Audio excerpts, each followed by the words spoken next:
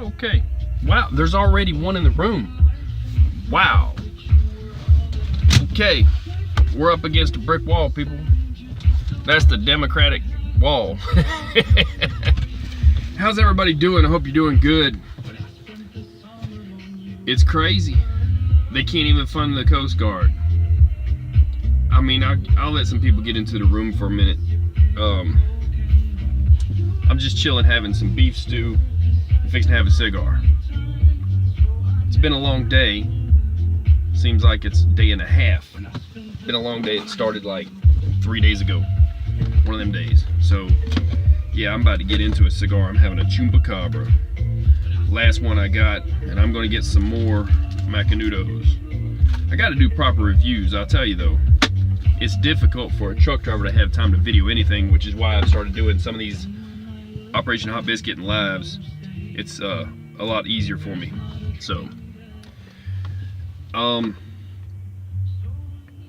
I have a couple more things that I want to talk about the shutdown affecting food stamps, and then we're going to move forward, because you got to keep moving forward, people. But I will mention a couple quick things, and then I'll get into what this one's about, because they wanted to just fund the Coast Guard, right, and couldn't even get that. So that's part of what this is about. But as far as the food stamp program and all, the mayor of New York, I want to say his name is Bill de Blasio. I could be wrong. Don't beat me up about that. Let's see. Hello, I enjoy your videos. Thank you. Thank you for tuning in. I appreciate that. I'm trying to, look, I'm not going to say that I'm the news, okay? But I got people on Twitter. I got people in a lot of places on the internet. And this is when I hear something's up, I put it up.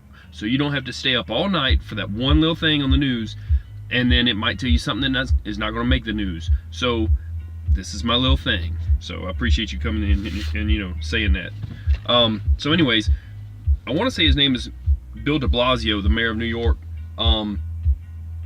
He said that in March, 1.5 million people will need food. They're all going to go to the food bank, and he said, just like I said, they're going to overwhelm it quickly. So that, coupled with the other videos what I put up about this about the EBT food stamps not being funded, basically we got a recipe for disaster. People are going to riot. That's just the way it is. They ain't gonna have food, they ain't gonna have a place to live. Older people and anybody who is under a HUD housing, or even, yes, Section 8, yes, Section 8, because they're saying they have already sent out from the government a notice to people who have a house and they have it set up for Section 8 people to live in it, and those people that live in it pay 30% and the government pays the rest. They've already told them, we're not going to have money for you by this date. Those people have already put out eviction notices to those people. So you're going to have more homeless, you're going to have people without food. And if you don't believe me, that's going to keep going. Listen, right now, 800,000 people would tell you, they'd raise their hand and say, hey, look, I'm unemployed, technically. I don't have money coming in, I'm furloughed, whatever you call it, I'm unemployed. That's what they would tell you. Okay. When it comes back up, would they be repaid? Some would, some wouldn't. Some are going to be cut. Some are just trying to hold on for that little bit of a check they're going to get paid, even though they're going to get cut. But the truth is, they're unemployed. They're going to soup kitchens, they're going to food banks for food, they're doing everything they can to save the money they got and to get free food because they need food. And the food stamp program has got issues for even people who are supposed to get them. 2,500 stores, like I said, can't take them because they didn't renew the license in time. A lot of stores are having problems with the cards, and you can't call and complain because there's nobody to answer. Now back to the HUD part, those people are going to be homeless. They're going to be kicked out. And you want to say, oh, well, it won't affect me. They can't kick me out. Yeah, they have. Like I said before, look up Bankhead Courts, Bowen Homes, Techwood. Techwood was part of that was a different deal because the Olympics wanted that land. Whatever. Doesn't matter. Those people were kicked out. Then they even, you know, caused trouble at a hotel they went to, and they wound up that they closed the whole hotel down. It's still there, but it's closed. you have to care about yourself, because it's not the job of the government to care about you, and they never have. And you've been led into a false sense of security if you think that they're just going to pay for you a place to live and that it's going to be forever. It's not never designed to be a forever program, but at the same time, reality, when it hits you in the head there, it can be rough, like that brick wall we're looking at in front of you. I'm simply telling you, without judgment, without any type of recourse to me. Look, don't go to me, go to the news media. They're the ones telling the truth about it, but they're gentlemanly hiding it behind a bunch of stuff. They're gentlemanly telling you about it. In other words, we put it in the news, it's buried under 1,000 other kitten and tree reports. Find it, sorry, you're kicked out. That's what's going to happen. So 1.5 million in New York are going to be affected. That was just from the mayor, Bill de Blasio, what he put up. Now, it's real. I didn't make it up. It is what it is, and they're already saying plan for 6 months is what I'm hearing from everybody. But they're already saying benefits over and above what's already going on will end incrementally. Some will end in March, because there won't be no food stamps for March, or EBT, whatever, funding. Then April will start hitting the true, what you'd call Section 8, because somebody wanted to pick words with me and say HUD isn't Section 8 or something, or they just didn't understand. And I'm like, okay, I don't mind. I left a big explanation on one person's comment. That was people are being nice to me. They're not really beating me up. But when I say beat me up, that's fine. If you want to beat me up about it, that's fine. I'll explain what I know. If you want, go further. But go on Twitter, because they're putting it up about it. But listen when I say this. This should answer everybody's questions about how long this is going to go on. This happened today in Congress. A Republican with the last name Kennedy, I believe, might have been John Kennedy, but I looked at the report. Beat me up if I'm wrong. I'm trying to tell you by memory. Kennedy put up a bill that said, all we want to do is just fund the Coast Guard. Doing a good job covering this. Thank you, JD. I appreciate it, man. I'm trying. Okay, so what do I know? I'm just a old wore out truck driver, right? So, but somebody messed around and gave me a camera. so basically, Kennedy put up a bill that said, all we want to do is get money to the Coast Guard. Can we please have money for the Coast Guard? Just the Coast Guard. No other bills, no pork attached to it. And the Democrats said no. Marco Rubio tweeted it. So if you want to go to his page and see the tweet, go to Twitter, check that out. If you don't, that's why I'm bringing it to you, because I go on Twitter. You don't have to. I'm putting it out there. If that tells you anything, that they won't even fund the Coast Guard, but they expect the Coast Guard to show up for work anyways, okay, and because they have to, but that the Democrats are shutting this down. But listen to me. You think that you're better than the Coast Guard? Ask yourself that question for a second. Are you putting yourself on the line every single day, right, for the freedom of the United States? Because let me tell you something. The Coast Guard does a lot behind the scenes that you know nothing about, that none of us will know anything about ever. They stop drugs from going into the country. They stop people from pirating other boats. There's a lot of people who are on vessels, who live on boats. They protect them. They protect the gas tankers that go through different areas. If you're stuck and you call 911 and you're on the water, that's the Coast Guard that you're going to get. They are the 911. You're going to have a radio, of course. It's not a phone call. Point is, you can call them if you had signal, okay? But ship to shore, Coast Guard. Who's going to show up? Coast Guard. Who's not getting paid right now? The Coast Guard. And 800,000 other people. That's a whole lot of people. So don't make it an emotional event that you think, well, they can't kick me out of my house. I'm in Section 8. Or they can't stop giving me food stamps. The freaking Coast Guard's not getting paid. And all they wanted was, can you please just pay the Coast Guard? And the Democrats said no. So Ted Cruz put it up there. I want to say it was Ted Cruz that put it up on Twitter. Either way, doesn't matter. One of them asked, the other one said no. That's how long this shutdown is going to go on. That was today, people. That's how long the shutdown is going to go on. You can extrapolate. That was so sad. Yeah. So if you don't think this is going to be a long event, okay, that brick wall staring you in the face right now, it's only about 15 feet from me. It's going to come and hit you pretty hard when you finally realize it. Okay? So I'm going to move further. That's all I'm going to talk about the EBT SNAP homeless situation that's fixing to happen, all that. Unless somebody asks a question, I don't mind answering a question, but let's see. Not paying the Coast Guard was the saddest thing I've seen the Democrats do. Yeah, well, it's not the saddest thing I've seen them do. I've seen things that I'm hoping that the government sees what they're doing. I'm hoping the government has a pretty good idea of what they tried to do. And I hope there's smarter people than me up in Washington. I pray to God there is. Please let me be the dumbest one in the room.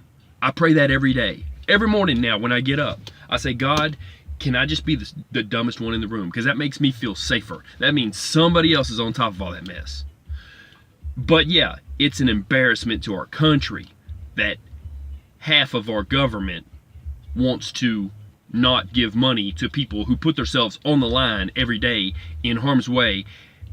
The whole reason that the military will tell you, if you are a military spouse, not to stress your husband or wife when they are in a theater of war with bills and bullshit, is because they don't want those guys to be thinking about that. They want them to be sharp as attack and be able to repel any attack, to be able to go forward and to do any mission they need to do without even thinking, autonomously. Be a soldier. Their job is to be a soldier, and they want them to revert to training, not to think about, is the mortgage paid? Is there enough money for a car payment, right? Okay, so in that same way, it's not a good idea for national security for them to jack with the pay of the Coast Guard. There you go. Same thing. They don't need to have their mind on that. They need to have their mind on other stuff.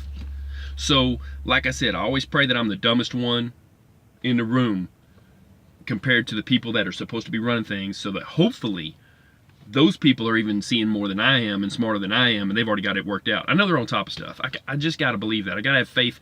We're still sitting here. The flag still flies, so it shows something.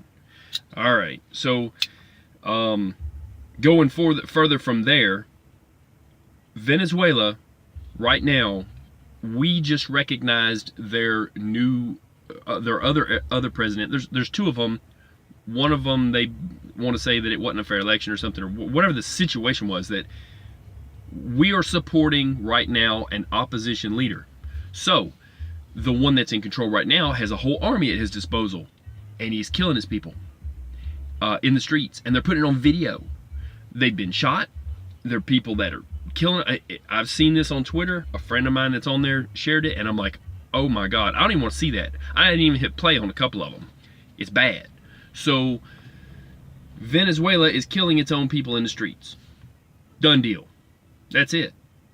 That's what's going on. This is not like France, where if you go out and ride in the street. No, this is way worse. Full-on military, not police, full-on military against their own citizens. Those people are trained to kill, and they're doing what they're trained to do. It's bad. I'm hoping that gets rectified. But it happened to make the news, and I'm like, hey, I'll put it out there. It was kind of crazy a few months back that he said to his people, you need more protein in your diet, and he brought rabbits, rabbits with bunny ears, rabbits. And gave them out to these people and said, here you go, raise these and eat these, and they will, then you'll have protein. They came back, I think a couple weeks later, about a month later, 2 weeks to a month later, and those people had put bows around them, like a ribbon around their neck, named them and made them their pets, and they sleep with them at night. There was a little bit of a difference in culture that they're like, no, that's our pets. Why would we do that? So Venezuela has gone downhill economically, and like I said, you want to see Venezuela? Wait till they cut off the food stamps and everything's bare, and wait till that happens here. It's gonna be some crazy stuff. Let's see here.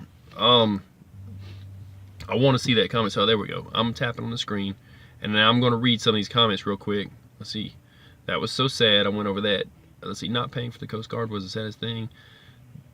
I seen the Democrats do. Yeah, I read that. Let's see. Tomorrow is the last day for funding for the complex I live in. Okay, that's a big deal right now. I want to talk about that.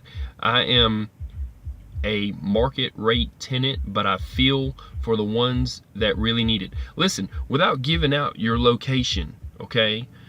Don't tell us what complex you're at. I'm interested in knowing the state. What state are they not funding your complex at? And I'm gonna tell you something. Like I said, they've closed a bunch of them down incrementally over the years. They're trying to get rid of it completely. Let's see here. Well, we had that drunk drama guy today. I think you can beat him. LOL. Oh, sin. Let's see. CNN reported Trump is doing a national security. Take as a grain of salt. Right? Press corps is supposed to see Trump tomorrow. Press corps, they are a bunch of, I would call them appointed lackeys. They're actors. They read what's off a script. They are all on the same page. One of them could answer a question or ask a question, and the other one's got that same question written on his thing. It's a scripted thing. That's some, I don't know what kind of joke it is, but I think that the press corps, it's funny, when he first got into office, this is really funny, Trump actually gave them a smaller room in the White House to take press briefings in. It was like the smallest room. Before, they were in this big nice thing, and when he went in there, he says, "So, is everybody comfortable?" That's funny. That's funny as hell. I laughed so hard. So they are now in the smallest room in the White House. They're lucky they're in there anyways. Well, one of them, that one guy that hit that girl when she was trying to get the mic and it was his time to go, they need them to have to get their fat asses up and walk up to a podium to talk. And there should be a microphone at that podium. And that way they can take turns like people oughta until they learn better. But anyhow, yeah, as far as the press corps, I got no respect for them. Let's see here. JD, I'll be okay. I'm not on assistance. Some here are able to work and don't, so it affects people who cannot. So sad. Mississippi. Okay, so Mississippi's kicking tenants out. There's a comment on here that, you know, the comments, they go away when the video goes up. So I'm going to say this. This lady just said that Mississippi, in the state of Mississippi, that I'm going to go back, and it says tomorrow is the last day for funding for the complex I live in. Now, and it says I am a market rate tenant, but I feel for the ones that really need it. So here's the thing. So as I said once before, probably a couple times before, one person who speaks up really speaks for somewhere between 100 in a small crowd or up to 1 million in a larger population that just haven't spoke up for themselves. You represent a lot of other people. This lady just said that her entire complex, she's representing an entire complex of people. That's got to be at least, you know, 150 to 350 people are fixing to be kicked out. They're going to stop paying for the money. Maybe she'll have to pay full rate, or they will be kicked out. A lot of people will not have it, and that's in Mississippi. You know, welcome to the new economy, because that's what they're doing, and they've been trying to. We started out with a 13 or 12 point something trillion with a T dollar debt, $13 trillion debt. One of his legacies that he's wanting to do is to try to pay down the debt. They're looking at every angle, and since the Democrats are fighting them on stuff, they're going for the easy targets. They're like, we can't pass this, we can't pass that, you know. But I'll tell you what's bad is they've got reports of people who are in. There was one guy. He was in a trailer, and they went to see him, and they said, how come there's all these children that are registered as getting you know, tax returns at this address or whatever? A lot of them were in Mexico. He's like, oh, those are my friends, they use my address. There's people in Mexico who are getting like $2,500 checks, okay, from the government each out of one person's house, and they do that, and he's like, yeah, everybody does that. So there's a lot of people doing that. He's a representative of thousands of other cases that's what's going on, and that made the news. So they get $2,500. and we're working till we're worn out, have nothing to show for it, a lot of us. And these people riding around with new iPhones and new cars and stuff, and they're not even citizens of the United States. That is a big drain on our economy. And then they get free food here, they're the ones that wind up off the bat. They'll get child care, they get into the early school programs, they get, and they're not even citizens. So, not even a work permit, but they've got, jobs, and they're getting all of their check because they don't have anything taken out for taxes. So, it's one of the things where when they build that wall and when they stop a lot of, they're finishing a wall is what they're doing. A couple hundred more miles, they'll have it knocked out except for the mountains. And there's some steep mountains, but they will stop 90% to 99%, I would say, maybe even 100% of illegal people coming over. Now, they're going to have to give visas to the people that come over and work temporarily during times of when the farms need to be harvested in Texas and along California and all that. And so they need people to get out there and pick up crops and stuff, and those people will need visas that are work visas, temporary work visas, and then they will cross the border legally, and then they will go back home. And then, but those people are willing to work. They're not the bad actors, that are doing bad stuff and killing people over here. Man, there's some bad stuff going on. You need to, Google Zetas, Z-E-T-A-S. It was in a paper thing. Man, they've done some stuff in Mexico. They take people and there was this one video on that. Type in conscious man beheaded in Mexico, and then look at the video at the bottom, and when you find the right one, it'll look like one guy laying there and two guys. One of them, they found him, they said he was spying on the drug cartel. They were the drug cartel, and so they cut off one leg, and he said no, and then they cut off another, then they cut off his arms, and then they killed him. So those are the people we're trying to keep out. Truthfully, that's just all there is to it. And there's people coming over here doing stuff anyways. So there's a lot of angel moms that are going up there, and Nancy Pelosi don't even want to talk to them. But she doesn't even take care of the homeless people in her own state. Let's look at the reality of this. There's a bunch of homeless camps in California, right? If you think that they care about you, if they cared about people, why wouldn't they go out to those homeless places and help those people to not be homeless anymore? Give them what they need instead of saying, well, you got to move this homeless camp out of here because there's complaints. And then they move down the street and then they go visit them again. Okay, you got to move this camp out of here. And the shelter is letting them stay all around it, and that's good, but they need a bigger plot because there's so many of them, and there's more every day. And some of it is misguided youth that think they can just go to California and become stars because of the crap they've seen on TV, the psyop that's been run on them. They think if they're beautiful and they've got talent, they can go out there and they can be a star if they just get to Hollywood, So they're all on Hollywood Boulevard, and they're all, starving. They call them starving artists, I'm an actor, but they're having to work as a waiter or waitress because there's no jobs, because that's what their mindset is. They're thinking they're going to go to California and do that.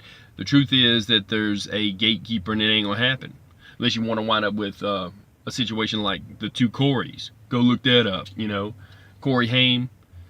Yeah. So anyways, not getting off into that, but a lot of that contributes to homeless people too in California.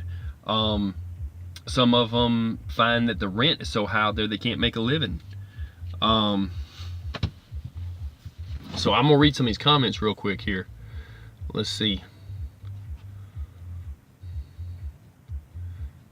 Mississippi is my state. That was the last one I read, so I'll go further from there.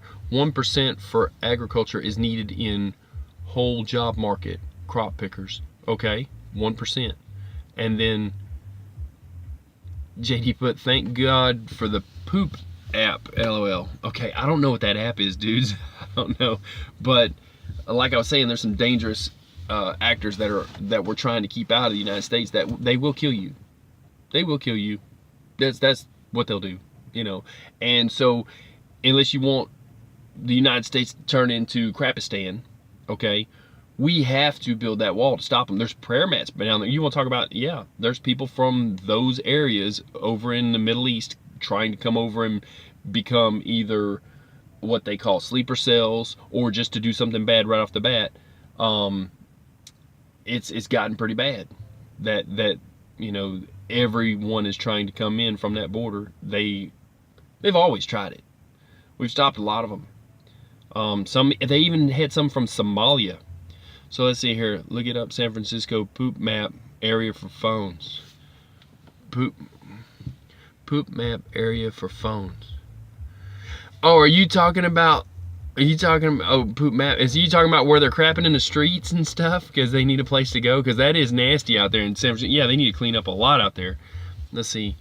We do have to stop them. I was in the Middle East in 2014, and they told me they told me they were gonna go through Mexico. We need that wall badly. See, that's boots on the ground. That's intel. You know, this person was in the Middle East in 2014, and they told her they were going to go to Mexico, through Mexico. You know, and then JD put, yeah, on the poop app. Yeah, so it's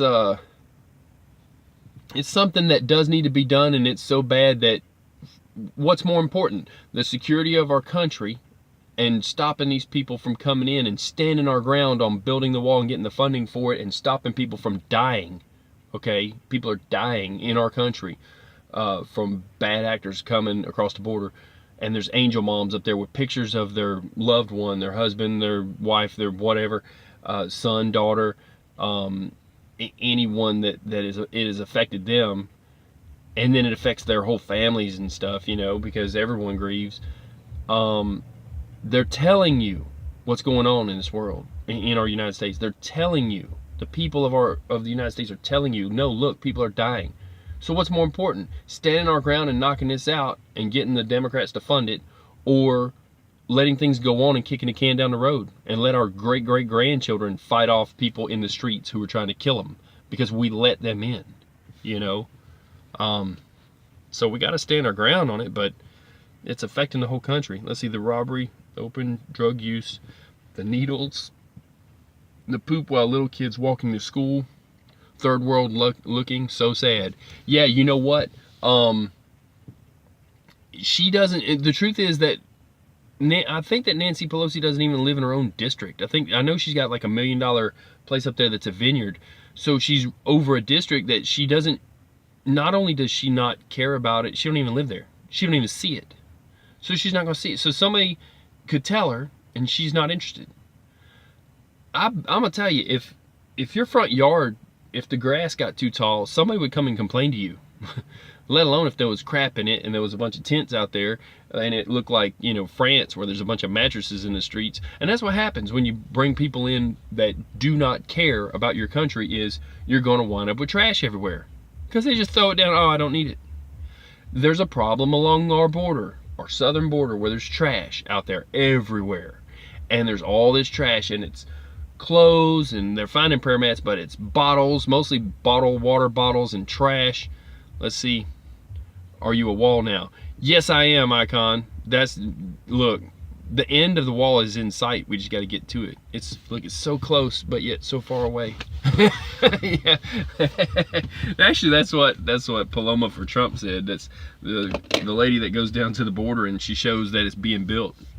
And she shows other stuff down there that's going on. Just over the border, it's a different world. I'll tell you what'll happen too. Now there's all that trash down there, but when they finish that wall, the real estate on this side is going to become worth a lot more money because it's a lot less dangerous. They can run businesses, you know, and have malls and stuff.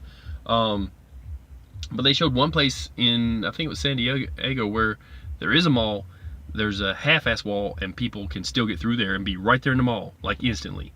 That's a dangerous situation, because if some bad actors have seen that and go there, that's bad, you know. But yeah, I wanted to put it out there though about that. All they wanted was funding for Coast Guard, and the Democrats said no. Point blank. Who do you think the Coast Guard's going to vote for next year? Anybody want to hazard a guess? It won't be the Democrats. Might want to start a Whig party or something. The Whigs, W-H-I-G. You can look that up. Long time ago, it was like the third rail candidate. I don't know.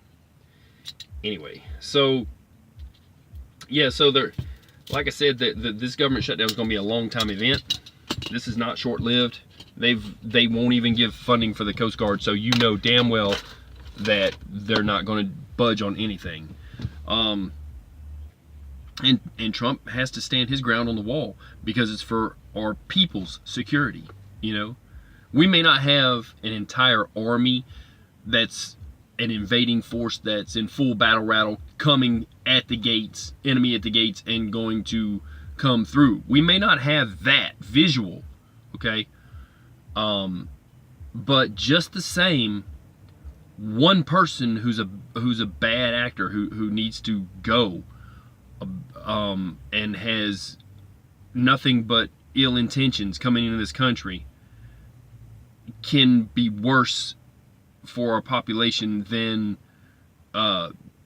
10 that you can see that they're dressed in a certain kind of camouflage. You know that's the enemy, and you can recognize that they are there only to do bad, you know, because it's right in front of you. So yeah, they got to build that wall. And they're working on it every day, but they need the funding to finish it, and they're putting up a certain type of surveillance. They've got some drones and stuff. There's citizens down there that's actually looking over some of the border, what you would call the militia groups in the United States. And then there's the Ford company. Let me tell you, they got some bad little cars, man. Trucks down there. This is something you're not going to hear in the media either, but they've got some really nice trucks that they have pop-up masts, M-A-S-T, like a ship's mast. A mast will pop up with a camera on it and stuff. It's a surveillance vehicle. They got a few of those. Those are high-dollar vehicles. They got some military type equipment down there. They have towers with cameras on them. They have Border Patrol that's now working in concert with all that and watching from the hills and stuff and watching any movements of people. But they did try to drive a Jeep over the fence the other day. That was crazy, and it got stuck on top. It was a Jeep, and there was a couple rails coming this way, a couple, for a ramp, a couple rails going the other way, and they got stuck. So it was abandoned, it was empty, but they said they thought it had something else in it or whatever. I don't know the whole details of that, but it happened. And I put a link to it on Twitter. But they had, I want to say I don't know how many thousands they had tried to come up to the border. A bus let them out. They showed the infrared nighttime footage of it. And I guess all of them made it over. They tunneled under a section of fence. It wasn't what we had built new or nothing, but it was an older section. And the bus took them up there, they offloaded them, and they showed the nighttime footage. Let's see. You seen the truck with the rails on the border fence? Yeah. See, I need to read some of these comments too. I'll go back a bit. I had to get my thoughts out. Let's see what we got here. The robbery, the open drug use, the needles and the poop while kids go to school. Yeah. And then, let's see. Third, we're looking. Let's see.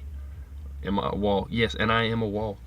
Let's see. I'm a digital soldier, like that guy said, Let's see. I know about the Whig Party. LOL. Not many do. Yeah, I know, right? I'm like 100 years old. I'm not that old, but I know a lot about history. I couldn't tell you about baseball stats, football stats, who's who. I just happen to know the name Kardashian because we see that shit so much on TV. I don't really know much about them. The thing is, I try to learn stuff that's relevant and just discard the rest. So, I'm trying to learn what's actually going to affect people, and I put it up. So I'm what that guy called a digital soldier because the media has failed us. They're putting BS on the television all the time. It's propaganda. It's misinformation, disinformation campaign designed to keep you stupid. Let's see. I'm saying build that wall while I'm. That's bad. That's really bad. Okay, I'm not gonna read the rest of that, but you see it, people that's in here in the room. If you in here, you in here. If you ain't, you just gonna miss that one. I seen the truck with the rails on the board fence, yeah. And then Venezuela, thoughts. Okay, my thoughts on Venezuela. My thoughts are I am not informed enough to make an intelligent decision on Venezuela. Those are my thoughts. There's people that's privy to more knowledge about it than I am. And I don't mean people that just have thoughts about it. I mean people that are actually boots on the ground and they're over there. And so I'll say this. If Trump says that we now recognize the opposition leader as being the ruler of that country, then you kind of have to go with that. That is chain of command. He's in charge. That is our position as a country. I hope that they can make whatever needs to happen with minimal loss of bloodshed and with people all agreeing that the citizens in there need to be protected from what's going on with them right now. That's my thought on it. But as far as the actual the whole political environment and what's going on, I can't have an informed opinion. I'm not informed enough to have an informed opinion. So I can admit that. I'm the one person on the internet that will say I don't know enough to make a honest opinion on it. Let's see. I'm being trolled. All right, Icon, simmer down. Let's see. Me either. Don't feel bad. Don't feel bad. Yeah. Yeah, no, I don't feel bad about it. I just can't honestly admit it. I'm the one person that will tell you on YouTube, hey, guess what? I don't know jack shit about that. So, yeah, so don't feel bad. I got you. So, you know, there's people that will pretend they know something and then they'll do something on the internet and, hey, I'm just telling you what I see in the news that you're not going to see because it didn't make your nightly news. But it's real. And I can show you links or I could just tell you to go to Twitter. Listen, people, you should go to Twitter, though. I'm repping Twitter. It sucks because they will censor you. It sucks because they are liberal leaning. It sucks because, but the truth is, you don't have to put anything up there. You can just go up there and look. And all of the people, and I'm not just saying it's a who's who or anybody who's anybody, but these are people who are senators, congressmen, the president of the United States, and he's reaching people on there. These people will tell you what's going on, whether the news media will tell you or not. You don't have to. You can skip right over the news media. That's why this guy did a cartoon, Gur Graphics on there. I follow him. He did a cartoon and he showed the Twitter bird, and Trump sitting on it, and he's flying over the media because he can get to you without even worrying about that. So, if you want to know what's going on in the world, you can listen to me. You can listen to people who tell what's going on in all these different places. But you can also go to Twitter, because some of what I get is from Twitter. Knowing about the Coast Guard thing, it's not going to make the news for about 3 or 4 days that the Democrats shut that down, or it might not make it at all. I learned it from Twitter. Let's see here. I'll read a comment or two. Let's see. You think with the early payment for February EBT, and there will be in a 2-week stint there where it could get ugly? Yes, absolutely. My Twitter handle, it says share my Twitter handle. Trucking Stuff. It's like at Trucking Stuff 1 or something like that. If you type in Trucking Stuff, TRUCKINSTUFF, one word, no spaces, with no G in it, you'll find me on Twitter. And it's the same picture of the same messed up GPS, because I was trying to teach people you can't rely on your GPS with that picture. That's the whole reason for having that picture on his channel. You can't trust it. It goes out. So don't trust GPS. Get a map book. Plus, the Russians and the Chinese are both eavesdropping, flying around, and attaching to our satellites. Yeah, at Trucking Stuff 1. Yeah, I believe that's right. I believe that's right. I just go there. I'm Brazilian. I'm ready for war. Well, buddy, I don't know who you're trying to fight. I hope you're not trying to fight me. And I don't challenge people, but bring it. No, I'm just saying. Let's see here. You think with the early payment, I'm gonna go over that early payment thing real quick.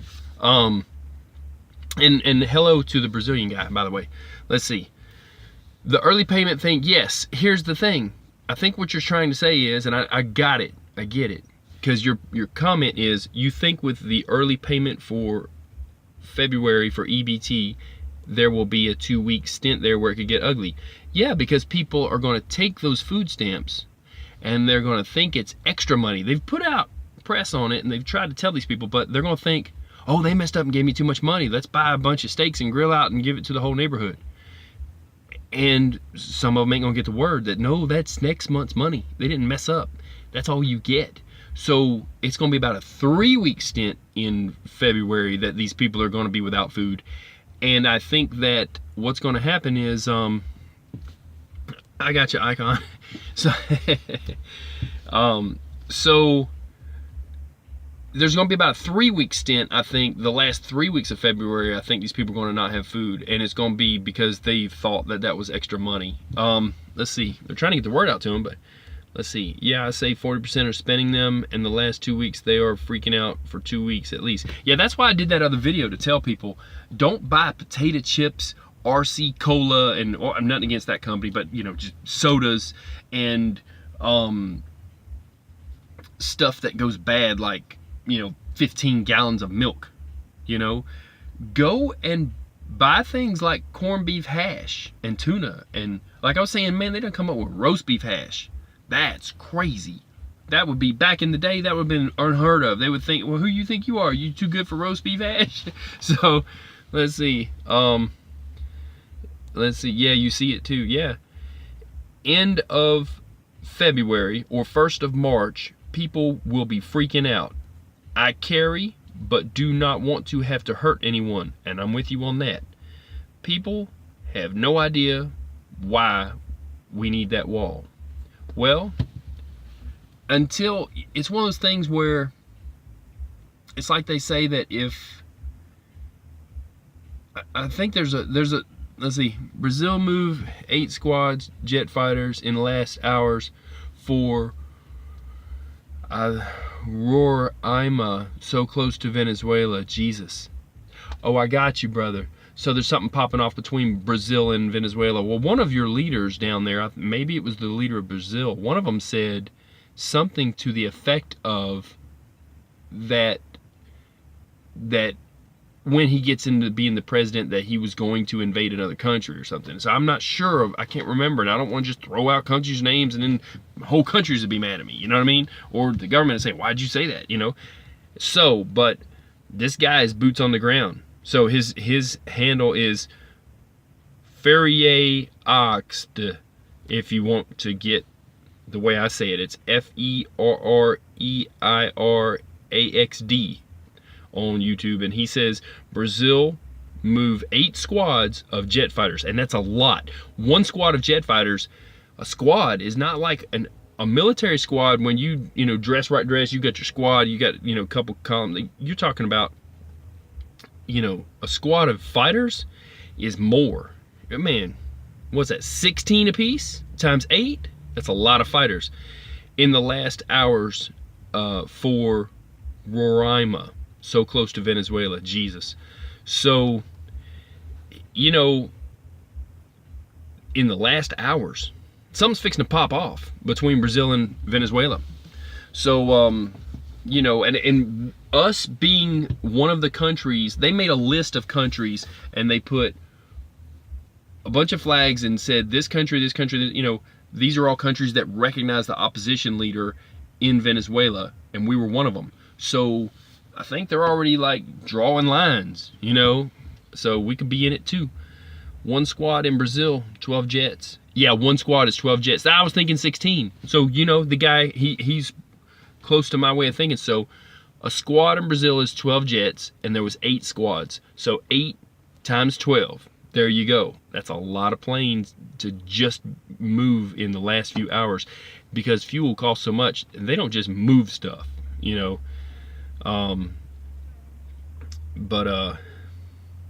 But back to what you were saying about you carry, but you don't want to hurt no one, and that you have no idea, people have no idea why we need that wall. Like I said, Google conscious man beheaded in Mexico, and look up the one that says Zetas, Z-E-T-A-S. And I'll tell you something else too. They got pissed off that they were getting bad press. What did they do? They sent a dude down there. This don't make the news, but they sent a dude down there to the press, to the news, what do you call it?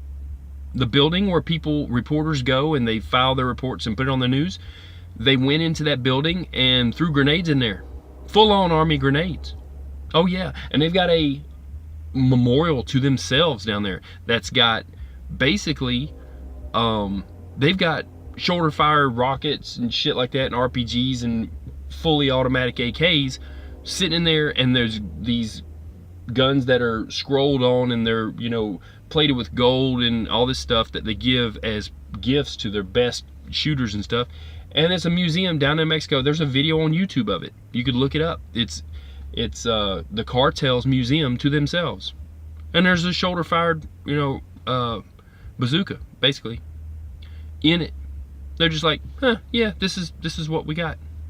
And they got a lot more to represent that. So we need that wall, and then we need a buffer zone before the wall.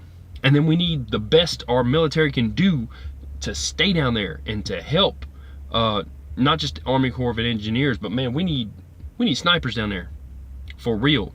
Not to do anything to single people that are coming across, stop them and just catch them.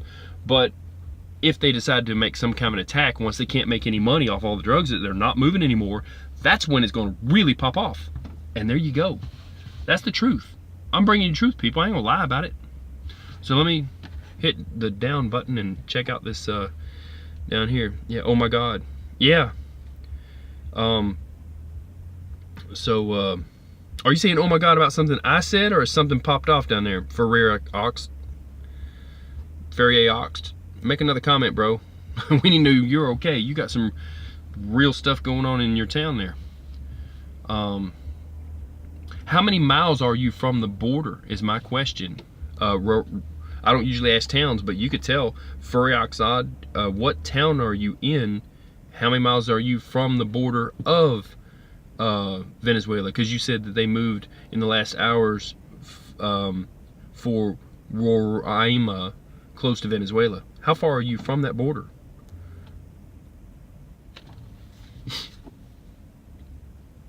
I'm gonna have to write your name down. I might just subscribe to you, dude. You can tell me what's going on down there in Venezuela. I'll find that. Let's see here. Oh, my battery's low. Hopefully this won't kill me out. Let's see. You are right. Snipers needed. Full patrol 24/7 on the border. We are moving into a national security. Yeah, it's been a national security event. It's just one of those things where we didn't have people that were dressed up as a different opposing army. There was no field of battle. There was just people that were crossing in and doing bad things in our country that it went under the radar, you know, or when it pops off, you know, the local police will stop them, the feds will take over, and they're like, well, wonder if something happened with that, and we don't get the news about it, so we don't know all this stuff that's going on. But then the angel moms, they're telling us, you know, so, and dads, you know, so it can be a dangerous situation. I gotta tell you, I've got friends that are down there right on the border. I've been all across that border, from Harlingen down in the valley. There's a town called Harlingen. You can't get any closer to an open border of Mexico than that. They say it's the most dangerous town to be in. They got good Mexican food there. But yeah, there's a little cantina and a restaurant down there. Even Laredo can be dangerous, but that whole border though, it's porous. There's a lot of holes in it. They gotta work that out. And I've been there, like I said, and I've got friends that are in Laredo, and I got friends in Brownsville. The one guy that talked to me, I took a screenshot picture of his phone when he told me about that dude that was decapitated down there and all that stuff. I was like, oh my God, what, you know, they cut his arms off and stuff. He's sitting there saying, no, it's crazy. And they don't care about you. If that's a Spanish-speaking person that's from their country and they would do that to him, they'll do that to you all day long and not even think about it. And they're just like, oh, you'll pay me how much to do something bad? And then they do it. They don't care. That is their job down there. They have no job. And then, like I said, they had that guy down there that they caught him, that he was disposing of people's bodies in barrels with some kind of acid. They caught him, and he don't even know how many there were, and there's a lot more of people just like him doing that same job for them. And there's 150,000 people missing, I think more than that, in Mexico alone, just from what they call the disappeared. That's that whole thing, you know. They have a culture down there that now is wrapped around words and how they live their life, and it's dangerous for them. And one word they use is disappeared. They will say, these are the people who were the disappeared. Or they will say, this guy here is, you know, you got to be careful in this town or whatever, they might disappear you. Or, you know, if someone says disappear him, that means they're fixing to attack him and he ain't gonna never be seen again. So you don't hear about that here because we don't use that word in our culture. But my friend from down there told me, you know, explained to me that I already knew, I heard about the word, but the exact extent of it, it's deep. He said he was at a gas station. No, I'm sorry. His uncle is still missing. They never heard from him again. He said he's one that disappeared. He's dead. He's sure of it. His uncle went into a gas station, and the woman in there wasn't going to pay. They have to pay for protection and stuff and to be left alone. And the guy come up, and she wasn't going to pay. She refused. So they took her and that dude's uncle, never to be heard from again. Yeah. We don't need that in the United States.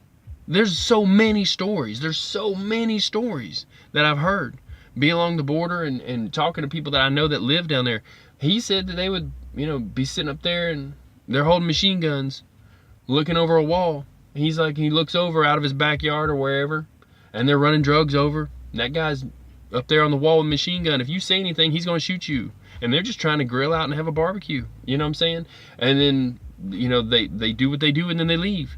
He said he found one dude was on his porch, in his patio or whatever you want to call it.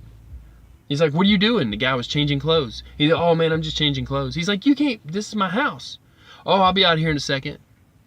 He came across the Rio Grande, his clothes got wet, and he brought dry clothes above his head with him, and he needed a place to change. So they just stop in somebody's carport or wherever, and they just change and they leave.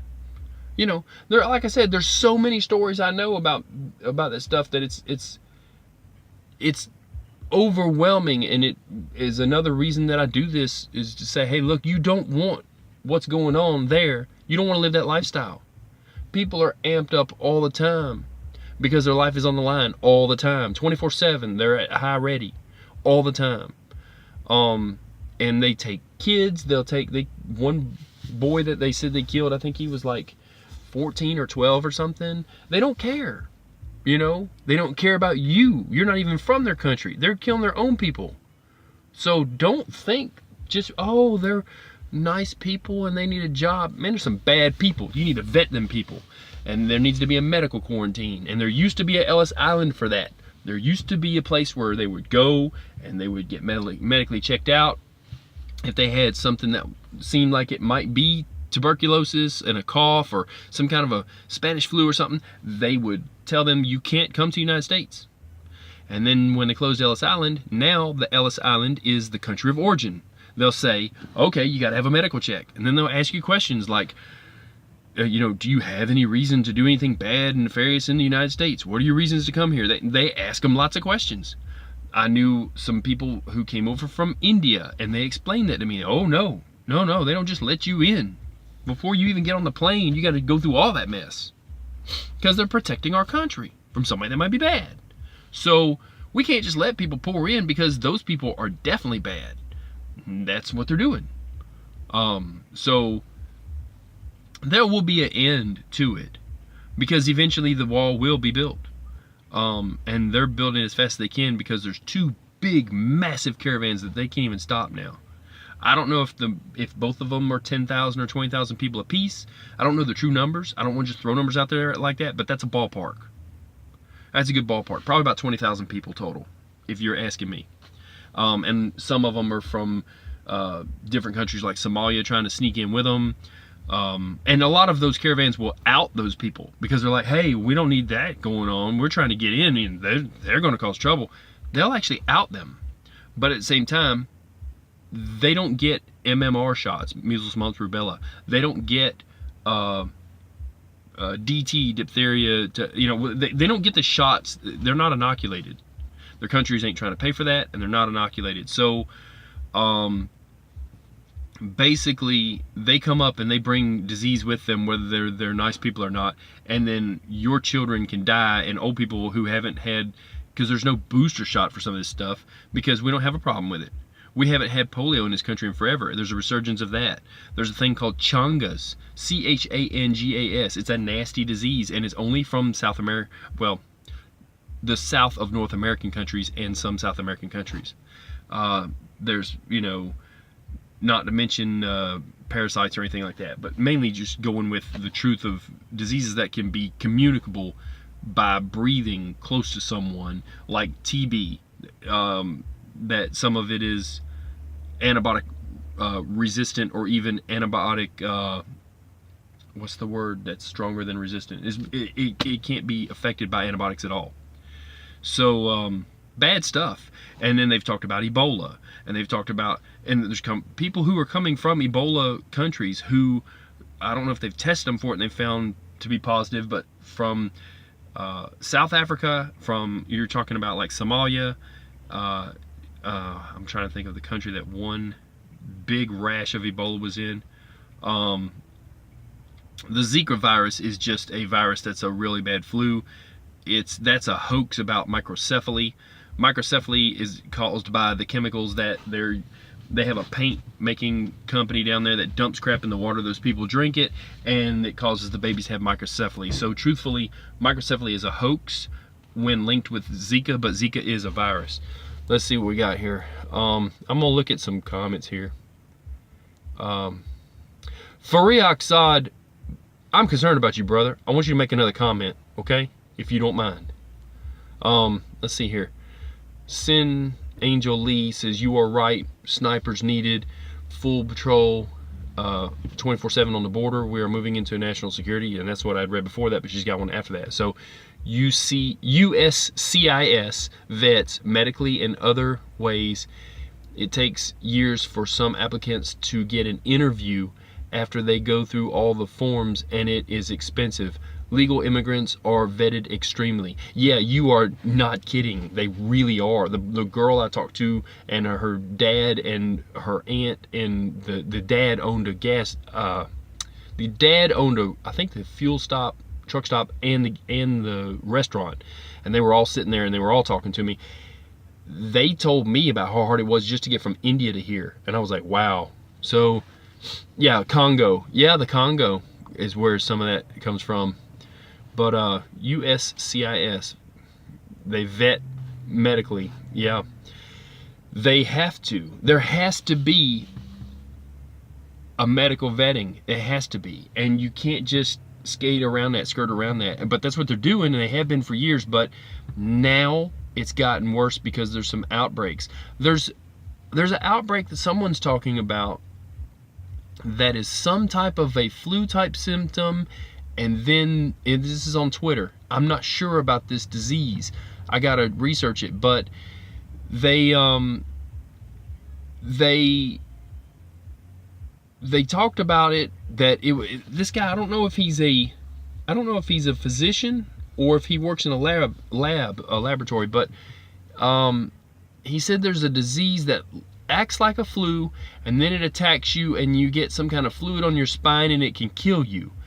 And he's saying it's all over the United States now, and I'm concerned about it because I do need to look into it. I mean, I'm a truck driver, I work, but I want to look into it. Truckers go everywhere, and you can walk into a gas station, wind up breathing something somebody just walked in there. That's part of it, so I don't know if he's gotten into with the CDC on that or not yet, but let's see. Here's another comment that I've got to get a couple of these. What countries do you follow? England and EU, any other areas? I try to look at anything that affects the United States. If it's something big that pops off that affects our military, I'm concerned with it. Or if it affects trade, that would have to do with containers, that would have to do with truckers, you know. But definitely anything that's going to attack us is a direct threat, you know. So I believe in any clear and present danger, I'm into knowing about that it's on its way. I'm not interested in being unaware of a danger, you know what I'm saying, that you would want to defend against. You know, let's see. I am USA News and Topics mostly since Ukraine first broke out. I gave up then on the EU and the Middle Eastern news. Yeah, it's a big sandbox. Even stock market, that is fake too. Yeah, the stock market has been propped up by a long time. They have said that the stock market is where it's a gathering place where they get together, the sheep and the wolves. That's what that's been said. So it's a place where they can have that the sheep and the wolves can meet. That's the way it was said. So basically, they want your money, you know. And 401ks, people lost a lot of money on that mess and all. Okay, if you think you're going to become rich in the United States, there's 1,000 ways that will stop you. You may become wealthy. Maybe. Evidently, you can become rich if you're a congressman in the House of Representatives or what. Evidently, you can be a member of the House of Representatives and you can become rich. Evidently. I don't know how, if they're only supposed to make $100,000 a year and then they're worth, you know, $6 billion or whatever. I don't know how it works, but evidently you can become rich. I wouldn't sell myself out. I'd rather die poor. Bury me in a box. Look, back in Jesus' time, they would put you in a tomb. You would sit there until you were, you know, decomposing. Then they would put you in a box the size of this steering wheel. You can't see a steering wheel. A box that's about 20 inches by 20 inches. And then they would put you in the ground and put a marker there. And they would put little pebbles on top of your stone. That's how it worked. I'm no better than Jesus. Of course, he was resurrected. But I'm saying, I'm no better than the people of his time. You know. And everybody gets a plot. You could be rich as anything. I mean, okay, MacArthur. He had a, you know, it says corregidor and all that around the top, stones, and he's got a nice little place there. Thing is, it's still your resting place, and that's it. So, I'm okay dying poor. I think that you should be content with your wages, like you said, and if that happens, fine. But the stock market is not gonna make you rich, and you ain't gonna be that kind of rich anyways. When did you wake up to all this? What made it click for me? Well, when you wait all day and you can't find out what's going on in the news because they're holding it from you and they're feeding you a bunch of BS, and then it's late at night and finally, and it's a half-assed report. That pretty well will do it. That, coupled with or compounded by a lack of information on local events, when people are like, hey, did you hear about what happened up the street at the whatever? No, what happened? Oh man, this place, you know, had a fire and whatever, people were damaged and there was an accident or a car pileup or whatever it was about. And then you're like, man, that affects me. Why didn't nobody tell me? That, coupled with, and like I said, you could keep going further, but Twitter's been great. I'm telling you, people, go on Twitter, man. All the intelligent people, I can just say it, all the smart people in the world are there. They're putting stuff up. Some of it is, I would say, if I'm looking at it, some of it is the me crowd, where it's like self-gratification and a picture of themselves and they're whatever, and they're trying to be something. A lot of them are saying, these are my thoughts for the day. Some of them are saying, hey, this just happened and it's something you should be aware of. Those are the ones I like, you know, the ones that are trying to teach you something. Let's see. I know you know money is fake. I can tell. When did you learn about fiat money and why? Well, fiat money, it's one of those things. It's like Santa Claus. You grow up thinking this is what, this is how this is, and this is $100 bill and it's worth this, and you can, and then you're like, it's a piece of paper. It's the same paper as the 5 is printed on. What makes this one worth more than that one? And why do they tell me so? And is it backed up by gold? And then you find out that what may or may not, I don't want to get into that. I don't want to make the government mad at me about saying what I even feel about whether or not, or what's going on with our gold supply. Hey, whatever they're doing, if it's backed up, if it's not backed up, I don't care. But when I look at it, I'll break it down to you in simple terms from an old guy. I'd rather have, in a shit hits the fan event, or any event really, I'd rather have a $15 shovel than $15 in my pocket, because the shovel is more useful to me. I can dig a garden, talk about a hard road to hoe. It's rough when you got to dig a garden with a shovel, but I can do it. No plow needed. Forget the mule, forget the tiller, I can do it. A pickaxe is even better for me because I can bust it up faster. So you give me a shovel and a pickaxe, I'm hell on wheels, and you're gonna have greens, Well, $15 to me does not equate to I'd give $10 all day for one that's a good one, and if it hits the fan, an old rusty shovel head with no handle at all is worth more than $100 at that point. So you might even keep your broken shovels. Look, in World War II, they had milk tins that were sent to our troops who were being kept as prisoners of war. But we had an agreement, we're like, hey, give them this food, we'll give you the food, just feed them. So we sent them milk tins, but milk was spelled backwards, so that the Germans wouldn't use it themselves. So it was Klim, K-L-I-M. And those metal containers, when they were done with them, were tin or metal. They called them Klim tins. They dug tunnels to get out of those places. Their shovel was a Klim tin. So I'm telling you, a Klim tin is worth more than $15 to me, if it all goes down. Because you can dig with it. It's been proven. So that shovel's worth even more than the Klim tin. Shovels will be worth $100. Look at hyperinflation and what happened to Venezuela and these countries. You can have a wheelbarrow full of their money, and it's cheaper to wipe yourself with it when you go to the restroom, because it costs less to do that than to buy the toilet paper that can't be had. So if you look at it on its surface, money's worthless anyways, no matter what they back it up with. Because in a bad event, or even if you're in a small town and you're broke down, it's in the middle of the night and it's cold, you can hand a guy $500 and he's like, I'm not getting out of bed to come and rescue you. I've been up all day. Piss on you, All the money in the world, and you can be the richest person in the world, and you can be driving a Lamborghini that's wrapped in pink wrapping. I bring that up because a certain celebrity recently said, what should I wrap my Lambo in? And they're like, or my car in. They're like, which car? She's like, the Lambo and the Lambo truck. Cool. No, fine.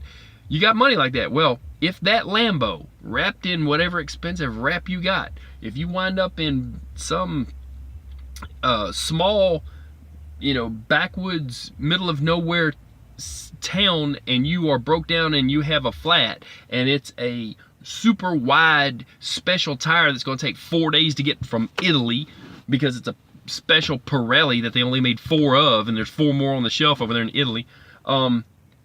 You can be as rich as you want to, but you can be more broke down than I am, and you can have even less people that want to help you. And if your attitude ain't good, that's not going to be good for you either. So honestly, I look at things at what they're really worth. That car is worth less if it's got expensive tires and it could break down on you and leave you stranded in the middle of nowhere. That's a piece of shit. Buy you a 4-door Jeep and rock it. You know what I'm saying? Put some 12s in it. Don't get me started. I'm in this truck and I've got 12s. You build it how you want to build it. Let's see. You know about shit this fan, I knew it. Let me go back to your comments though. Let's see here. I'll read some of your comments. Let's see. I know you know money is fake, I can tell. Let's see. And then okay. It's a coupon, LOL. Yeah, it's a coupon. Was backed by gold and silver, but now nothing. Yeah, right. So, you know, keep you a shekel in your pocket. If you know what I'm saying. Keep a piece of silver in your pocket. There's still a law that says you're a vagrant if you don't have a piece of silver in your pocket. You might want to look that up. You can be arrested and put in jail if you don't have an ounce of silver in your pocket. A lot of people still, like me, I keep silver on me. You know, it's a thing. You know, I'm not a vagrant. I can prove it. Here's my piece of silver. Let's see, no problem, we can stop, LOL. Let's see, or know about shit the hand. Oh, you know about shit the fan, knew it, yeah. I love stories like that, LOL, cool story. Yeah, you know, that's how you learn, is by telling stories. It's like front porch wisdom. You know, uncles gotta teach people.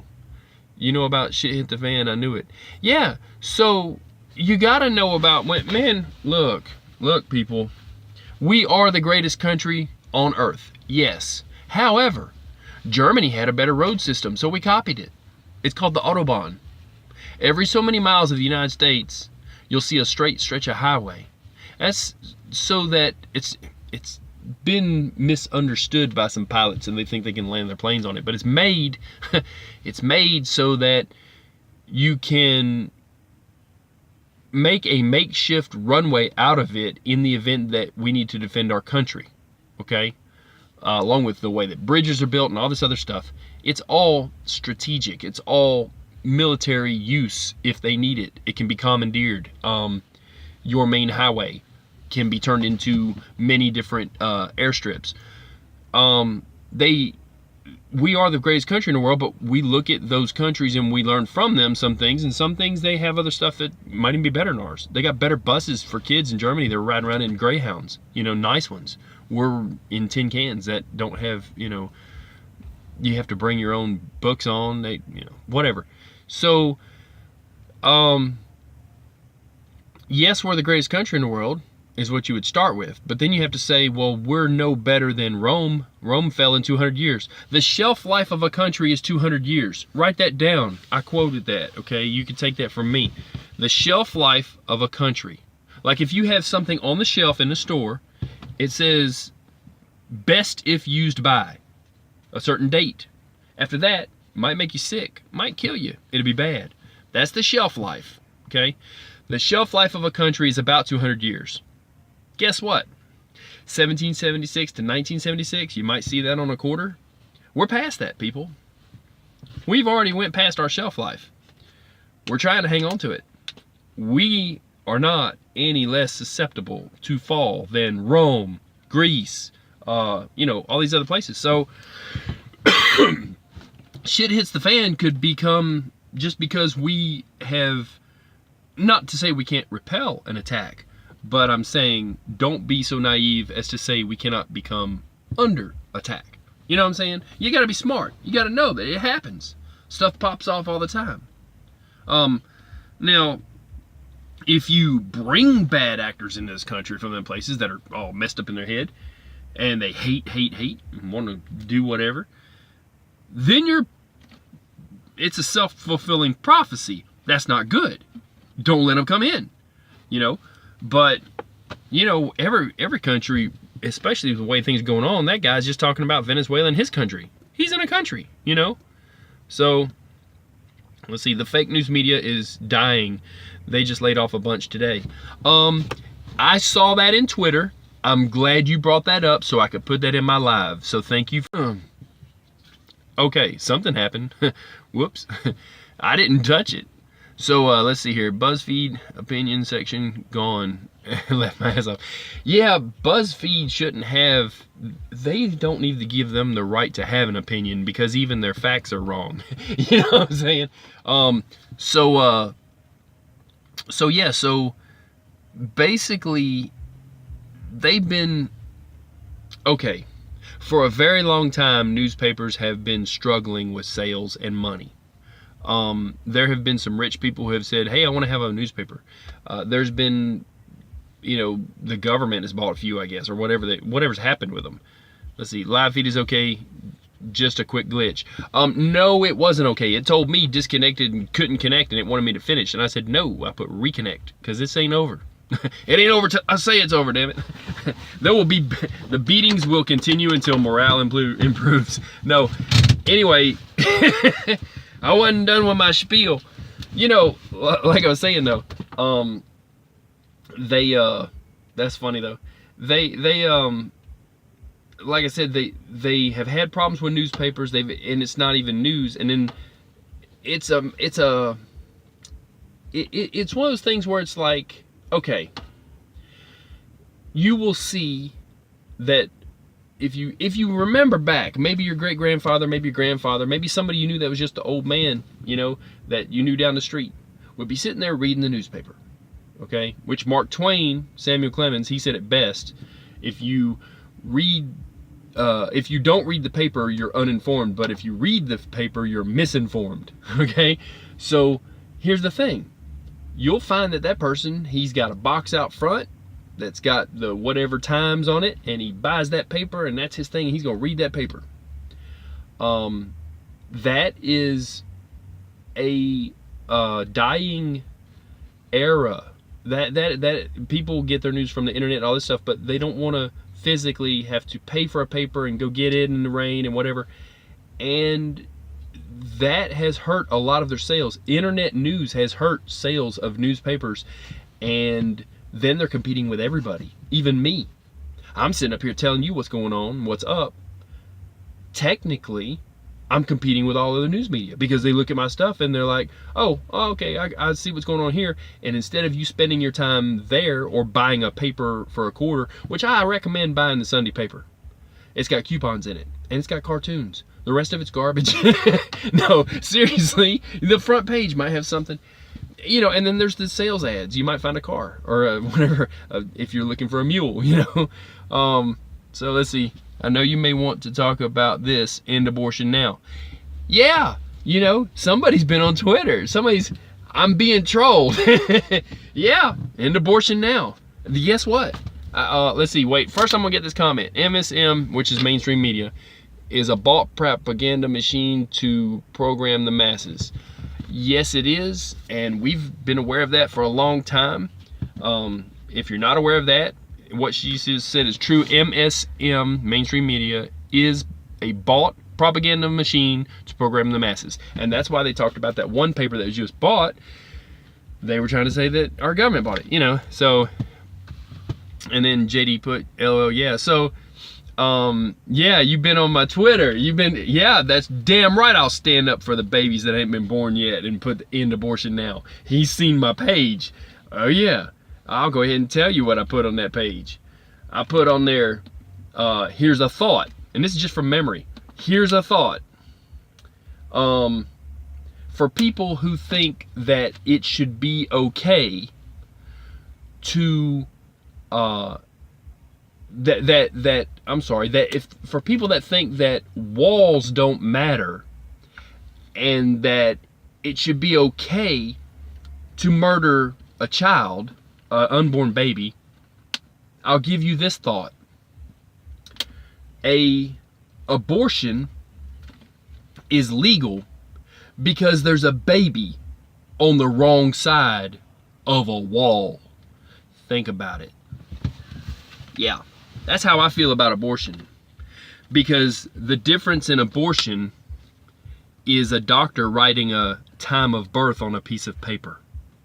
Because before that time of birth, now, especially, I want to say it's New York that passed that law that says full term limit, whatever, abortions. There's a baby on the other side of a wall. You can say, oh, it's just a unfully formed whatever. That's bullshit. Because they're harvesting those organs and selling them. Okay? Yeah, good analogy. I appreciate that. I came up with that. Let's see, that is deep. God hates the shedding of innocent blood. It was New York. Yeah, New York. So I'm getting told, yeah, New York just made it so that you can have late term or full term or whatever abortions. So in other words, but here's the thing. Here's why they're doing that. You ready for why? Let me ask you this. Are you ready for a video that I took the other day? Because if I didn't delete it on my phone, I did a video. I pull up on a parking lot and I'm sitting there parked, chilling. It's my break time, right? And so I park in this parking lot and I look ahead of me. It just happens to be a big neon sign above a building on the right that says Planned Parenthood, okay? Right next door to the left happens to be a big neon sign that says Chinese buffet. I did a video. I didn't know if I should even put it up. That's pretty controversial. Yeah, it puts thoughts in people's head like, really? What's in the buffet? Yeah, so that's messed up. But they're organ harvesting, okay? They are organ harvesting at Planned Parenthood. They busted them on video saying, yeah, we go ahead and test the blood of the parents and all this other stuff, and then we plan for the baby to be, we're going to give this organ to this and that. So if there's fully formed organs that are good enough to use in humans, how are you going to tell me that that's not a human on the other side of that wall I talked about? So yeah, basically abortion is murder. You can call it abortion, it should be called murder. You can call it a fetus, it should be called a baby. And you can say what you want, but it always affects the woman. Later the woman will feel bad about it and have regret and remorse. There's no funeral, but yet the person still grieves a sense of loss and doesn't know how they should feel. And they want to feel a sense of grief. They grieve, and there's no funeral. There's no place to go and pay your respects because there's no grave. And they're just harvesting organs is all they're doing at this point, and they make money off that. So here's my question. If we're funding Planned Parenthood, how come they have excess money to give to the Democratic Party? Millions and millions. That's bullshit. They need to stop funding Planned Parenthood. If it's able to run on its own, it should, but the truth is they need to shut it down. And the women are the, I wouldn't say scapegoats, I would just say victims, as well as the unborn child, because it's a child in there. It's on the other side of a wall. Yeah, so evidently, even legally, walls work. Just saying, you know. So, I hate New York was the last comment. Yeah, I try not to go there myself. Nothing against the people, but the situation is messed up there, and they want you to, oh man, the GW Bridge it's expensive, and the whole place is, for a truck driver, it's a bad day. Let's see here. That is deep. God hates the shedding of innocent blood. It was New York. I wanted to read that again, just so y'all get right. Yeah, I'm with you. Yup, New York. Catholics are pissed and leaving. People canceling travel plans. Church excommunicated the dude.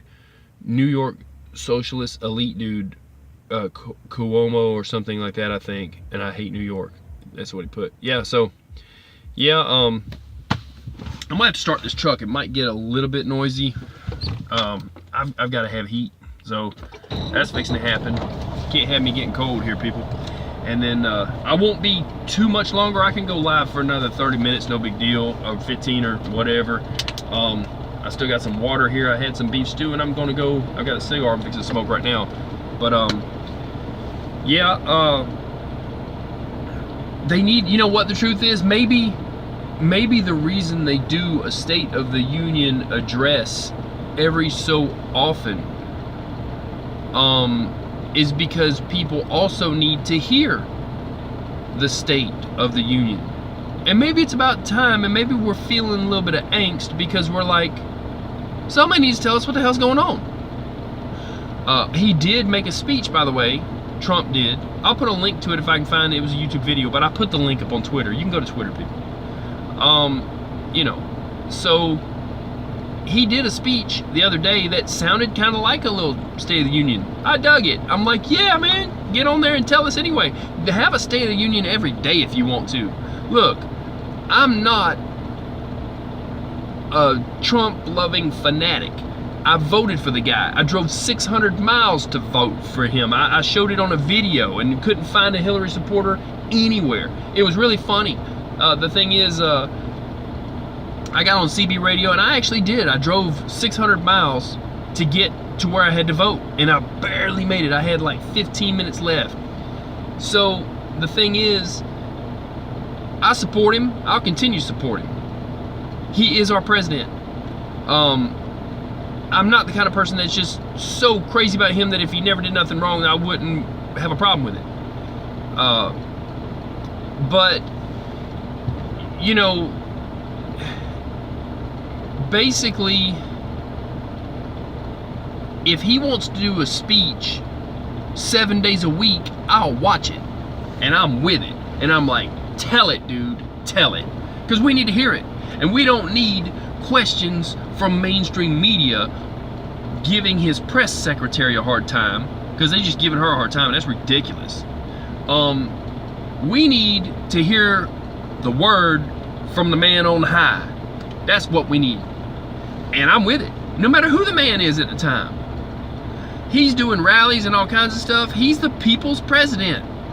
He's with us and about us. He said specifically, listen, people, just like I tell people that this is my channel just as much as it's your channel, just as much as it's my channel, right?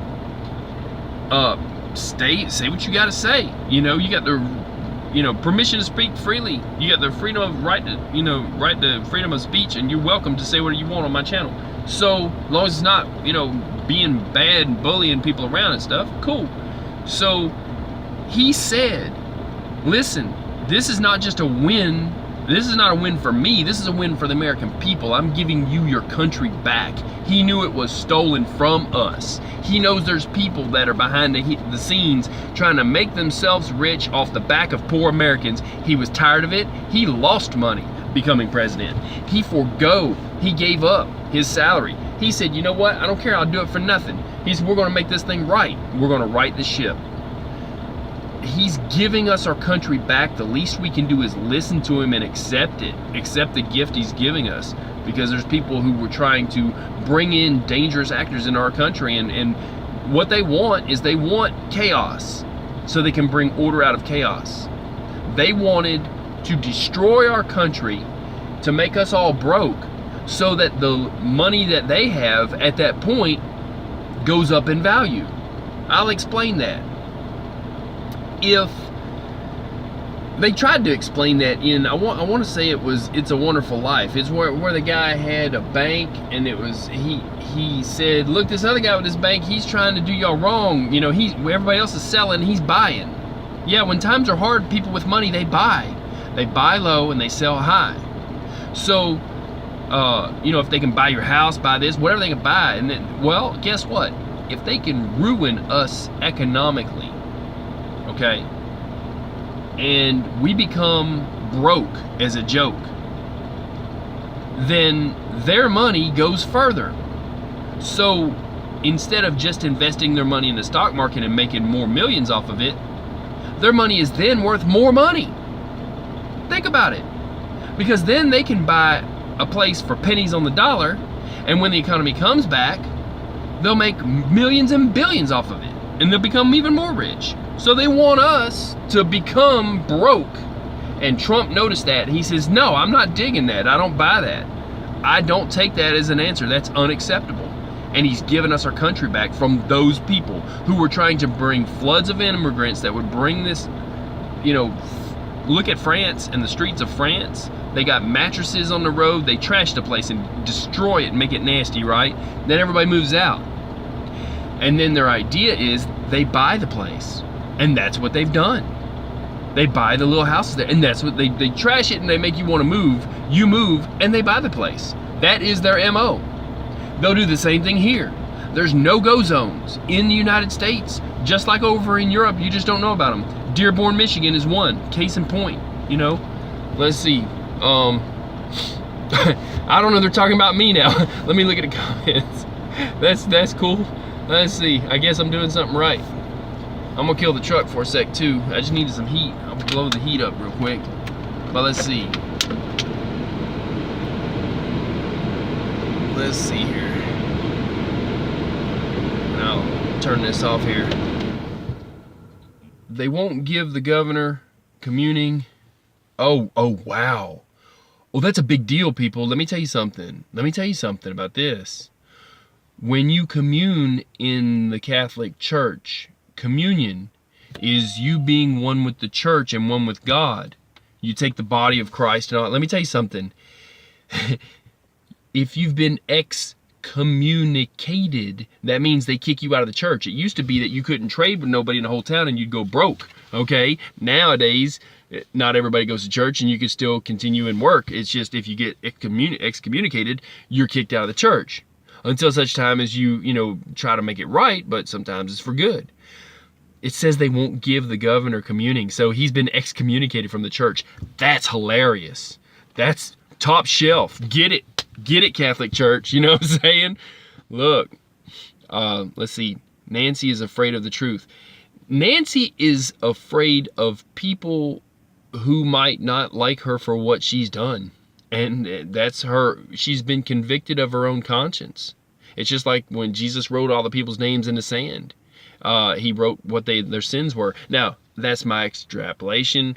People are going to say, oh, it didn't say exactly what he wrote. They all walked away convicted of their own conscience. He wrote something in the sand. No, he let them know they were hypocrites. Somebody put, let's see, amen, and then there we go here from there. That was Sin Angel Lee. I'm going to call you Sin Lee. So Sin Lee said amen. Okay. You follow the FISA scandal or Russia collusion. Okay. The only collusion with Russia was when people from our country sold uranium to them, and then they could use it to move that over to Iran and make their own stuff too, and it was a bad deal for everybody. So it's one of those things where if we have mineral rights in, say Texas, if you buy a house in Texas, the mineral rights belong to whoever has the mineral rights. You might not have bought a piece of land and mineral rights. You might have just bought a piece of land or a piece of land in a house. And then if they find something on it, they can drill under there all they want to, and you can't say nothing to them. So my thing is, who in the hell does anybody think they are that they can sell the mineral rights to the United States, become rich off of them, and that they've got a right to do that? No, that's just like a national park. You can't sell the national park. I'm sorry, you don't own it, you know? So there you go. That's how I feel about the Russia collusion and all that stuff going on. And uranium and that stuff is, nobody owned it, so who the hell they thought they were to sell it, and whatever. So, and they did it to enrich themselves, not to further any type of national security or anything like that. They weren't trying to help our country out, they were trying to help their pocket. Let's see. Yes, and he can talk, but most important he is sincere. And then Sin put, yes, JD, that's why I listen. This guy is sincere. You're talking about me. Yeah, so I am sincere. I'm just telling it how it is, man. I break it down for you. And I appreciate that comment. I like to think I'm doing something right. Oh God, laid off BuzzFeed, HuffPo, journalist, flood Twitter begging for jobs as they are trolled hard by 4chan.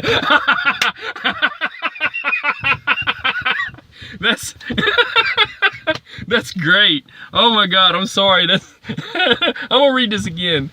Oh God, laid off BuzzFeed, Huffing Post journalists, so-called journalists in quote, flood Twitter begging for jobs as they are trolled hard by 4chan.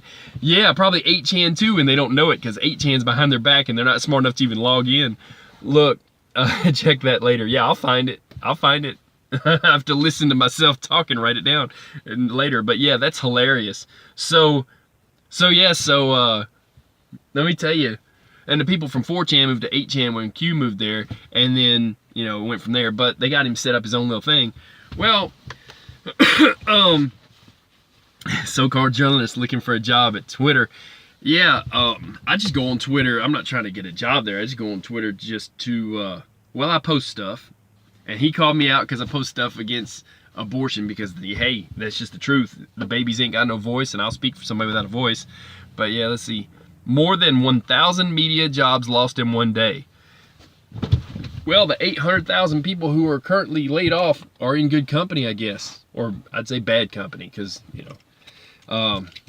yeah. Well, don't cry for me, Argentina. I'll tell you, I wouldn't play the world's smallest violin for those people. Play My Heart Bleeds for You, because I got nothing for them. Let's see. What do you think about the MAGA hat scandal this week? I put up what I thought about it. They did those kids wrong. That guy, let me tell you something, I'm Cherokee. My grandmother, great-grandmother, great-grandmother, born on a Cherokee reservation, okay? I got family still on both reservations. Oklahoma, I got family. The people that didn't go up there, they're the ones that lied and said they were sick. Listen, you're talking to somebody. I'm Cherokee. It is what it is. You can't unknow what you are. And my family that's over in the Cherokee side, in the Cherokee reservations in Cherokee, North Carolina, they're still there. You know, their last name. When I go to these places that have pictures up that are, Indian museum, it's like, oh, that's my cousin. Oh, that's my, to everybody else, it's, oh, those people are, those were the, no, that's my cousin. That's my uncle. That's, so that's my family. For me, I'm just going to see some pictures of my family. For other people, it's like, ooh, that's history. So, it's kind of funny. That dude who was supposed to be representing Native Americans did not do it very well. Even his own tribe said they don't dig him. And then they outed his service and said he was Captain AWOL. That's what I'm saying. I don't want to call him, I don't want to say they didn't call him that. I'm saying Captain AWOL was my nickname that I'm giving him. I don't even know if he made captain, but he worked on refrigerators was his job in the Marine Corps and during Vietnam, and he was not any type of, special op or anything like that. And so, you look at him, he's a paid actor. He was in a video with Skrillex. They took the video down. Guess who knows about that? Your boy Trucking Stuff. You know what I'm saying? I'm on the internet, son. I'm on it. So when you start talking about something, I probably know about it. Let me tell you, there was a video. Skrillex had a video with him in it. He was also at Standing Rock, about the water situation, to put himself out there. He was paid to be there. He's a paid actor. It's like, hey, there's an Indian for hire. If you need him, there he is. That's our guy. Okay, so nothing wrong with that, because, even the old shows Wild Wild West with Bill Cody, Wild Buffalo Cody had a show, and he hired some of them. It made him money. They reenacted, the Little Bighorn event and people learned from it. And they were real Native Americans. Nothing wrong with a Native American becoming an actor. There's some great actors. But that guy is a actor for hire in a way that's like, hey, let's go start some drama over here. Oh, hey, we got to get our Native American guy. Tell him to bring his drum. Tell him to bring his teepee. Look, man, really? I got to tell you, he walked up to those boys, and there's video of it, and I shared it on Twitter. So I put the truth out there. I've already debunked that. Everybody has seen it and this and that, but I put the video up that showed him walking way over to get in that boy's face and then beating his drum. Those boys were waiting on the bus. They were just kids waiting on the bus to pick them up from a field trip. Yeah, they were doing some of their little chants and stuff for a little bit about their school, and they were, like a pep rally, kind of hyping themselves up because it's cold. They were hopping up and down to keep warm. And hey, let's do this. Let's sing a chant. Let's whatever. And waiting on the bus. They're just waiting on the bus, man. They were kids. They were going to a pro-life end abortion rally. They were wearing their MAGA hats. They're Make America Great Again. People are trying to make America great again. Why is that a problem? They're trying to say it's a racist hat. No, it's not racist. It's for everybody. We want to help the entire country. Look, I'm Cherokee, whatever. I'm American first. Put America first. Make it great again. Make it as good as it could ever be. Make it better than it ever was. Maybe the hats need to say, make it better than it ever was. If that's what trips your boat, maybe I should print hats. Make it better than it ever was. Maybe Trump can say, make it better than it ever was. I don't know. Whatever it takes to talk to these people in a way that they're going to understand that it's for everybody. But those kids did nothing wrong. Nothing. The one boy was standing there smiling. He was digging it because he was like, wow, this Native American's over here beating the drum. He didn't even know what it was about, man. And then somebody stuck a camera in his face. He didn't even know what it was about. And then they got death threats to the school and then people and stuff. And they're saying, no, they need to recant this. They need to go back on this story and tell the truth. And then some of them doubled down on it, putting out stories even late at night. Let me tell you what just happened. Okay, for the viewers at home, this is the home game. This is where I lose all power outside this place. They shut down the building. It's no big deal. So, anyways, we'll continue. I'm gonna go back here to some of these comments though. Let's see. But I don't think he represents nobody. He don't represent me. So there you go. Native American elder Nathan Phillips was arrested for assault and escaping from prison while serving in the Marines, not in Vietnam. He was saying Vietnam era is what he actually admitted to. So he never really tried to do any type of a thing there with claiming that he went to Vietnam. But he did say Vietnam era. But so I give him, you know, leeway on that. So, but let's see. No, when in private, came out private. Yeah, I got you. Private E1 when he got out of the reserves. Okay, so reservist, not active duty, which means that he only had to show up in a Marine Corps uniform once a month on weekends and spend 2 weeks training in the summer after 180 days of active duty training. Well, that's still, hey, that's still, you know, commendable. There's people that do that, but battery low. No, it's not bad. Maybe your battery's low. Let me tell you what happened. No. The outside lights on this building got shut off. Okay, you want to see battery low? Look, I got battery. I can light the world up if I have to. Check it out. I can put this thing on high beam. That's the wall. You know what I'm saying? So their power temporarily for the night, they shut down at this place I'm at. I was using this wall to video, and so there you go. But yeah, it's just a wall. We're gonna leave it black though for a bit. I'm gonna kill out my lights and we'll just leave it black. But yeah, no big deal. So I can see the screen better. Their lights shut off, not mine. So I got enough light, I can light up the world. Make them think that the sun doesn't come back up. But let's see here. But yeah, as far as he's concerned, AWOL 3 times. Yeah, well, let me tell you something about being AWOL too. There is a thing that people are made aware of, and they sometimes game it, okay? That you are allowed, if you would say that, you're allowed to be away from your post up to 2 weeks or something without getting in trouble or something like that. What is this? I was a bomber pilot in the Revolutionary War.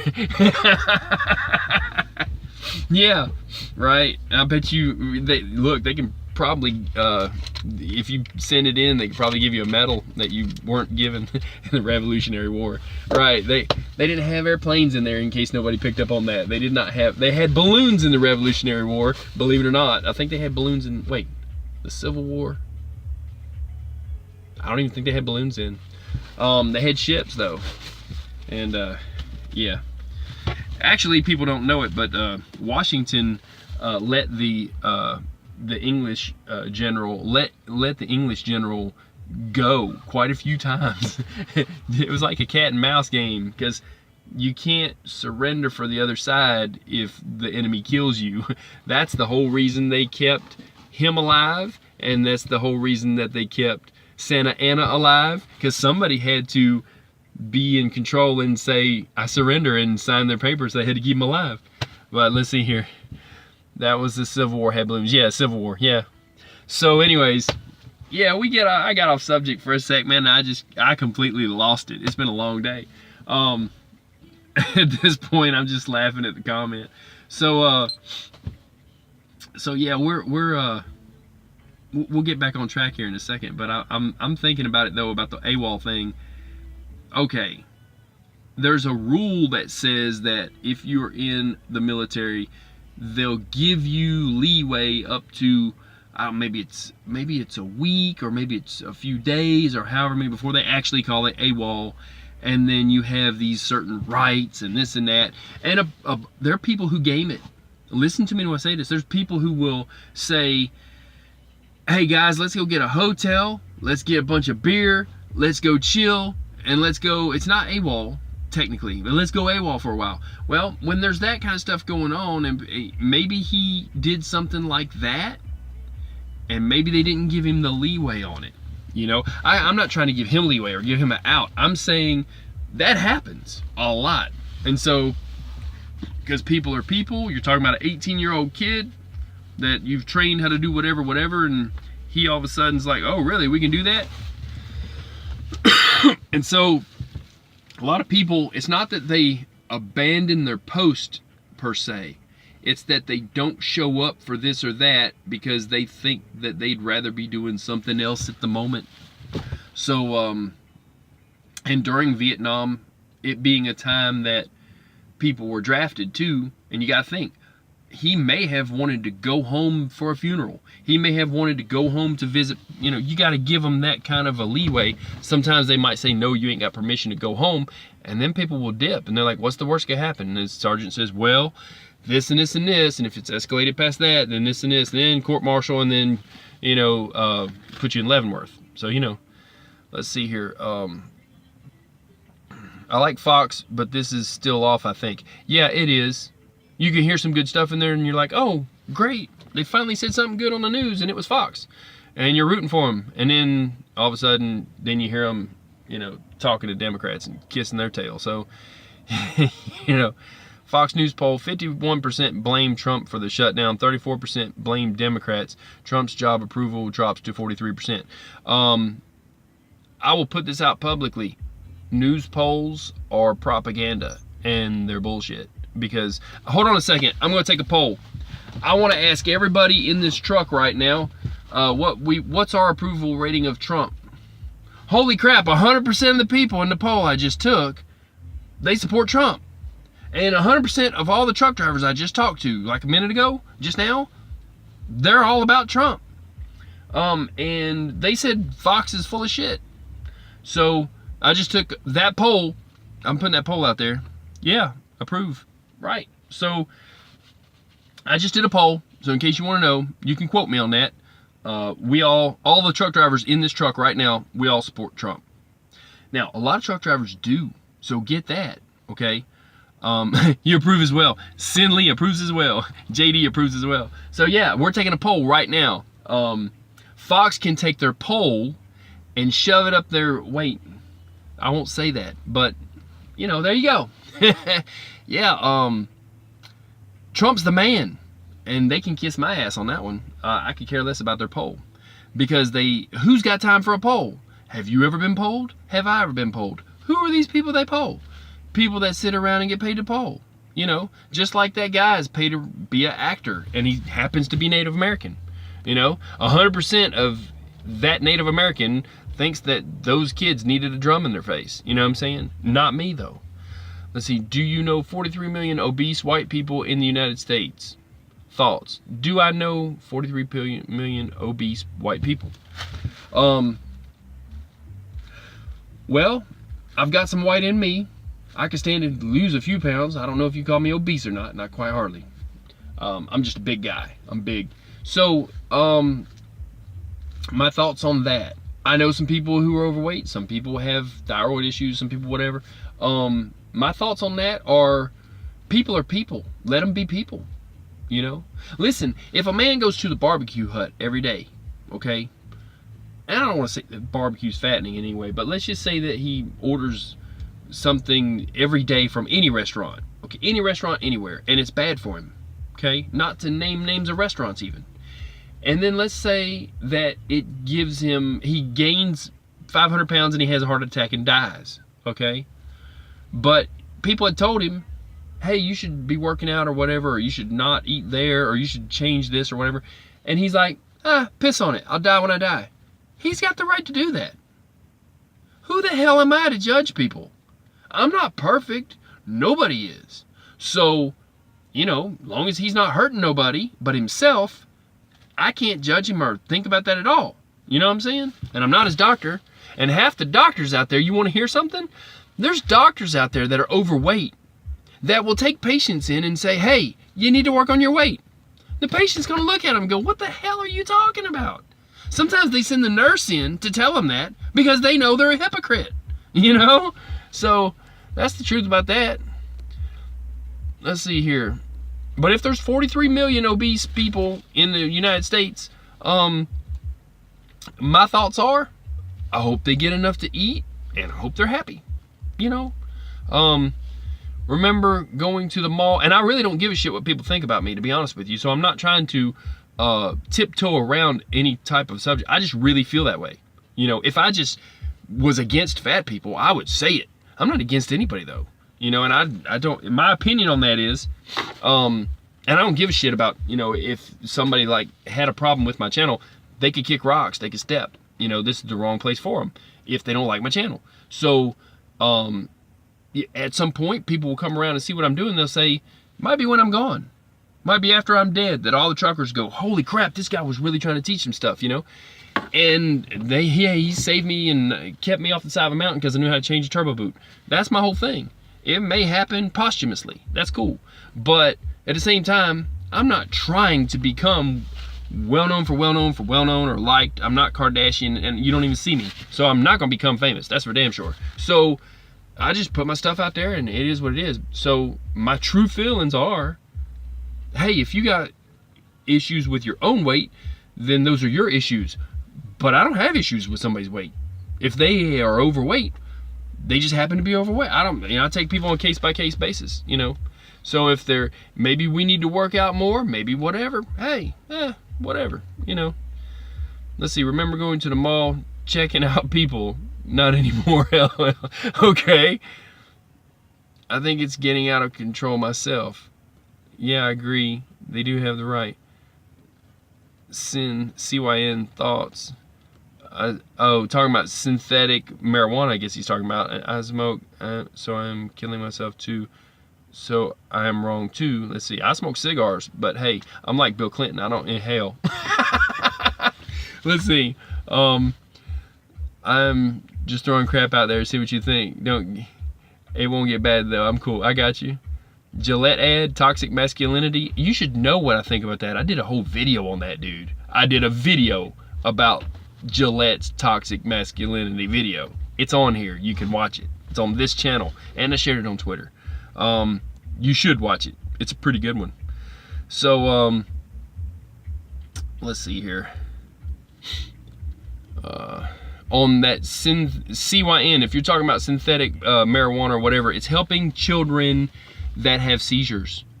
It's absolutely, listen to me people, I don't give a damn what you think about legalization of one drug or another. I don't think that marijuana honestly should be legalized just for recreational use, because personally, here's the problem with that. Or they should have to take a drug test and not be able to run a motor vehicle. You know how you have to blow into, if you've been convicted of driving drunk, they will, after so many times or whatever, I don't know how many times, you see them at the DMV. They have to go and get a machine hooked up to their car, and they have to blow start their car. It's crazy. So, a lot of them have so many problems, they're having other people blow into their car for them that's not drunk, believe it or not. So that sets up a drunk driver. Don't ever blow into one of those things for somebody. The point is, they have their kids do it and stuff. That's true. I saw somebody talking about that. So those little blow devices cost a lot of money to install, like $1,200 or $1,500 or whatever, $1,800, $2,000, whatever. And so they have to blow to get that car going. If you're going to be someone who smokes marijuana, that impairs your judgment. And I'm a truck driver. I'm going to say you need to have a device in there that tests you to see if you're high before you're allowed to drive a vehicle. There should be a lot more things if you just go. So if they make it legal, that needs to be something that people have to do if they use that, or if they're caught using that. Seriously, they got to come up with some kind of a test to drive a car. I'm on the road. I don't need you hitting me head on and me dying. That's my thoughts on that. But the stuff that they're making for kids that's making them stop having seizures, the medical marijuana, I think that's the greatest thing ever, and it helps those kids. They're not driving cars. They're not doing anything. They're not doing anything heavy machinery. There's no reason they can't take it, either whether it's synthetically or use it or whatever, and it helps their health. And if that's what works, it works. Listen, oranges cure scurvy.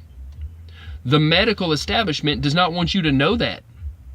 They want you to think in another 20 years, when you forget that they can create a synthetic drug that cures scurvy when there's an instance of scurvy, and they can be millionaires because you don't know.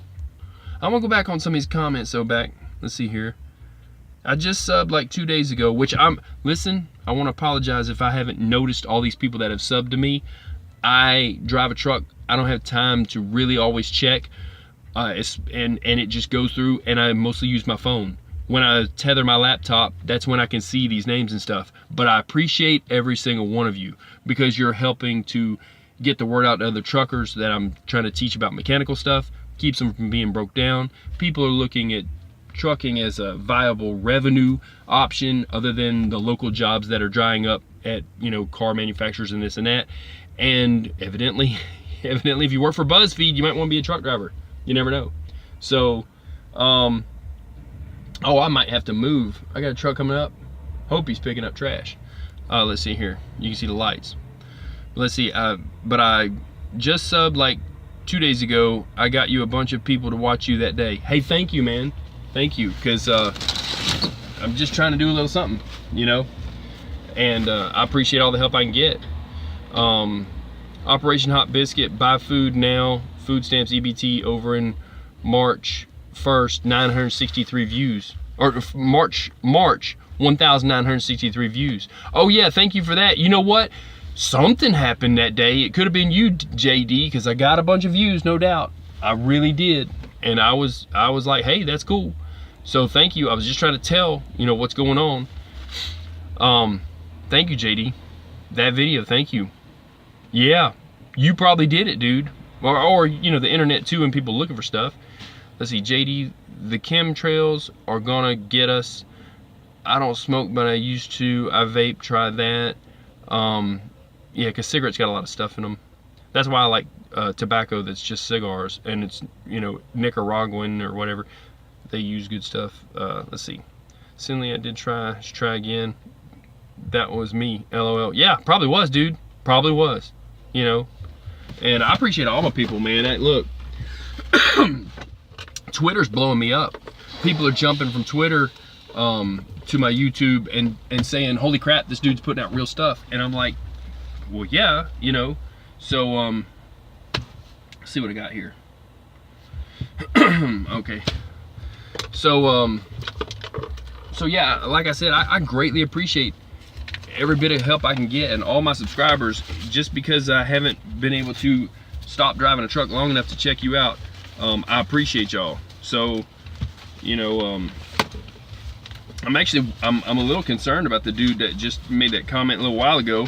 He ain't checked back in, and he was in that country that he was talking about that there's something going on, and then he put oh my god or whatever. So I'm gonna go back. I'm gonna write his little handle down.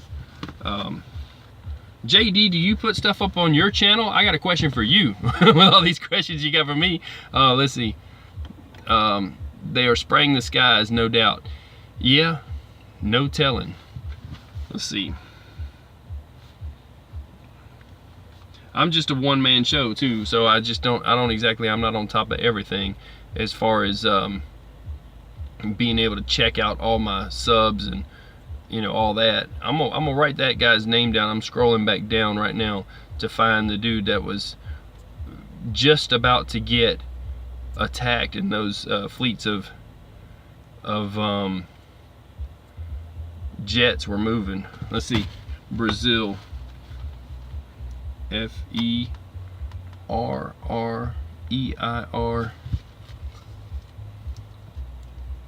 F-E-R-R-E-I-R.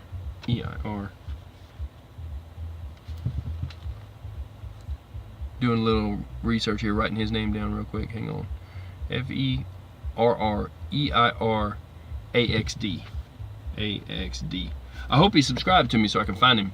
But yeah, I'll scroll back down here. Let's see here.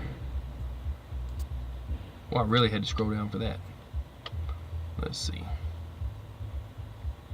Okay. All right. I got your Twitter and the YouTube. Yeah, definitely check out the video that I did about it was a PSYOP. I think the name of the video is Gillette is running a PSYOP, misinformation, disinformation campaign, because it wasn't even an ad for their razor. I told all that on there. You can check that video out. Let's see. Love Cuban cigars. All us women got to smoke once. Got to smoke one once pre-embargo. It was good. Yeah, you can still get them. You can get them on Native American reservations because they don't give a shit and they got their own government. And you can also get them if you fly to Spain. You can bring some back and take the labels off. You can get them that will be because Spain never had an embargo with Cuba. You can get them from some people. I think are bringing them back over here. They're not. I think you can't still buy them in a cigar shop so much as you could get them. I think you can. I think there's still an embargo even if you order them all online. But you can get your hands on a Cuban. It's just a forbidden fruit. All it is, it tastes like hay or a smell of like cut grass or something. It's just different. But the families took the seeds from Cuba, moved to Nicaragua knowing there was going to be an embargo, started changing up wrappers and making all kinds of different stuff then. And so those are the same families. It's Cuban seed. It's the same stuff. It's just grown somewhere else, and it's better, I think, different. I like Nicaraguans, you know, in Dominican Republic. So let's see. Don't have a Twitter. Okay, you need a Twitter. You know, for real, you need a Twitter. I'm telling everybody that. That's where it's at. And removed myself from Facebook. Tubing a lot. Privacy is a lost virtue. Go on Twitter and don't put nothing about yourself up there, and just learn, because Twitter, let me tell you, you find it all out on Twitter. JD, just so you know, on the border, Acting Defense Secretary approved, whoa, it moved here. Acting Defense Secretary approved the extension in response to a request from the Homeland Security Department. The Pentagon said in a statement, there are about 2,350 troops assigned to the border mission. So the Acting Defense Secretary approved an extension in response to a request from Homeland Security Department, the Pentagon said in a statement. So they've got an extension on it. Washington, January 14th, Reuters, the U.S. military will extend a mission to support security along the U.S. border with Mexico through September 30th, the Pentagon said on Monday. Did you vote for Obama at all, once or twice? No, neither time, and I view that as a lottery. Okay? You could have voted for him and believed the hope and change, okay? And you could have lost. It's more like, who do you support in the Super Bowl? You know what I'm saying? Somebody's going to lose. 50% of the people in that stadium are going to be wrong that their team was going to win. So I view it kind of like that. I don't take anything personal about it. It's a vote that if you voted for Obama, if you felt good about it, well then good. It put us almost 13 trillion in debt, but if you felt like that was a good thing, then it was your right to vote for him, and then, you know, good for you. You know what I'm saying? If that made your heart feel good, good. But I think he financially ruined our country. And it made it worse anyways. I mean, cash for clunkers, yeah, that's a great idea. We're going to destroy old cars and put glass liquid that turns into glass into their engine blocks and make it so that people at junkyards can't even use the parts, and then they have to be crushed. And then we're going to give a bunch of people money to buy new cars, and we can just afford to do that. And then along with that, we're also going to waste money on changing school lunches and making the kids hate us because they don't even eat the food. And then a bunch of apples get thrown out. You can look at all of the programs that he implemented that were garbage, and you can pick them apart all you want. If you voted for him and it made you feel good, then that's a good thing for anybody that did that. If you didn't vote for him and you feel good about it, then that's good for you too. I feel like it was the same as if you root for a team in a football stadium. It could go either way. You were voting for your guy, but if the other guys won and they had better players, you're going to, later in the game, you're going to say, hey, he should be VIP, the other side guy, for that team, and that they won. He should be, yeah, they should hold him up. Look at what he did, man. He ran 150 yards, you know, caught the ball when nobody thought he could. You're even going to vote for, you know, the other side, even if they do good, right? So it's the same with politics. Listen, if I voted for Trump and he did the worst thing ever, I would be like, man, that sucks like hell, and I voted for that guy, right? A lot of people feel bad about voting for Democrats and they're leaving the Democratic Party. It's called the walk away movement, because they're seeing they've got all this hate. They're seeing that they're not right. So if you know, like I said, no, I didn't vote for him either time, and I'm kind of happy with my decision. There's people who did vote him in and they're happy for their decision. I gotta tell you, he made a statement once that said this is not any different than any other country. I disagree with that. This is the greatest country on earth. It's my country, and we are better than those other countries. And moving a bunch of people in here that are from other countries that don't respect it and that will turn it into Crapistan, that will make it like other countries, and then we will be like other countries. However, in the meantime and in between time, no, this is my country and it's better than all of them. And I've always been proud of America. I've always been an American. I will continue to be an American until I'm dead, and nobody's going to take that away from me. I'll put it on my gravestone if I have to. Here lies an American. You don't have to put my name up there. Look, the old way of a Native American telling who he was, he didn't give his name, because that was kind of rude. He would say, I am of these people from this nation, okay? Like I would say, I guess you'd say the Eastern Band of Etowah of the Cherokee Nation. If I was going to really just go there and say, you know, I'm an unofficial member, because I just haven't wrote down a piece of paper, but I know who my blood is. I know their last names. So you look at it like this. It's all in how you put yourself out there, okay? They didn't used to say, this is my name. They would just say where they're from. I would say, before I would even say my name on my tombstone, I'll put American first. I'll put, here lies an American. That's where my heart's at. You know what I'm saying? So I'm American, you know. Let's see here. Let me go back and read some of these comments. So, you know, I can't handle somebody who's going to, especially not a president, to tell me that I'm not any better, or our country's not any better than any other country on the planet. I disagree with his statement. You know, period. I live to disagree with that statement. Let's see. Let me find where I was at. Where the last comment I read was. Man, I guess I got a little wound up for a second. Always Alabama roll tide. Okay, well, I'm not for Alabama, but I got you. Let's see. But they are not playing. Yeah. Roll tide, LL. Let's see. To the Super Bowl comment you made. Looked like the Twin Towers and Cash for Clunkers were a great steal grab. Well, that's a thought. I'm not going to get into that right now. I don't know if I want to talk about the Twin Towers, but yeah. Let's see here. Did not vote for Obama, but I respect the office of the president. Absolutely. He was the president. Let's see, the Dems have never accepted Trump as president. That's true too.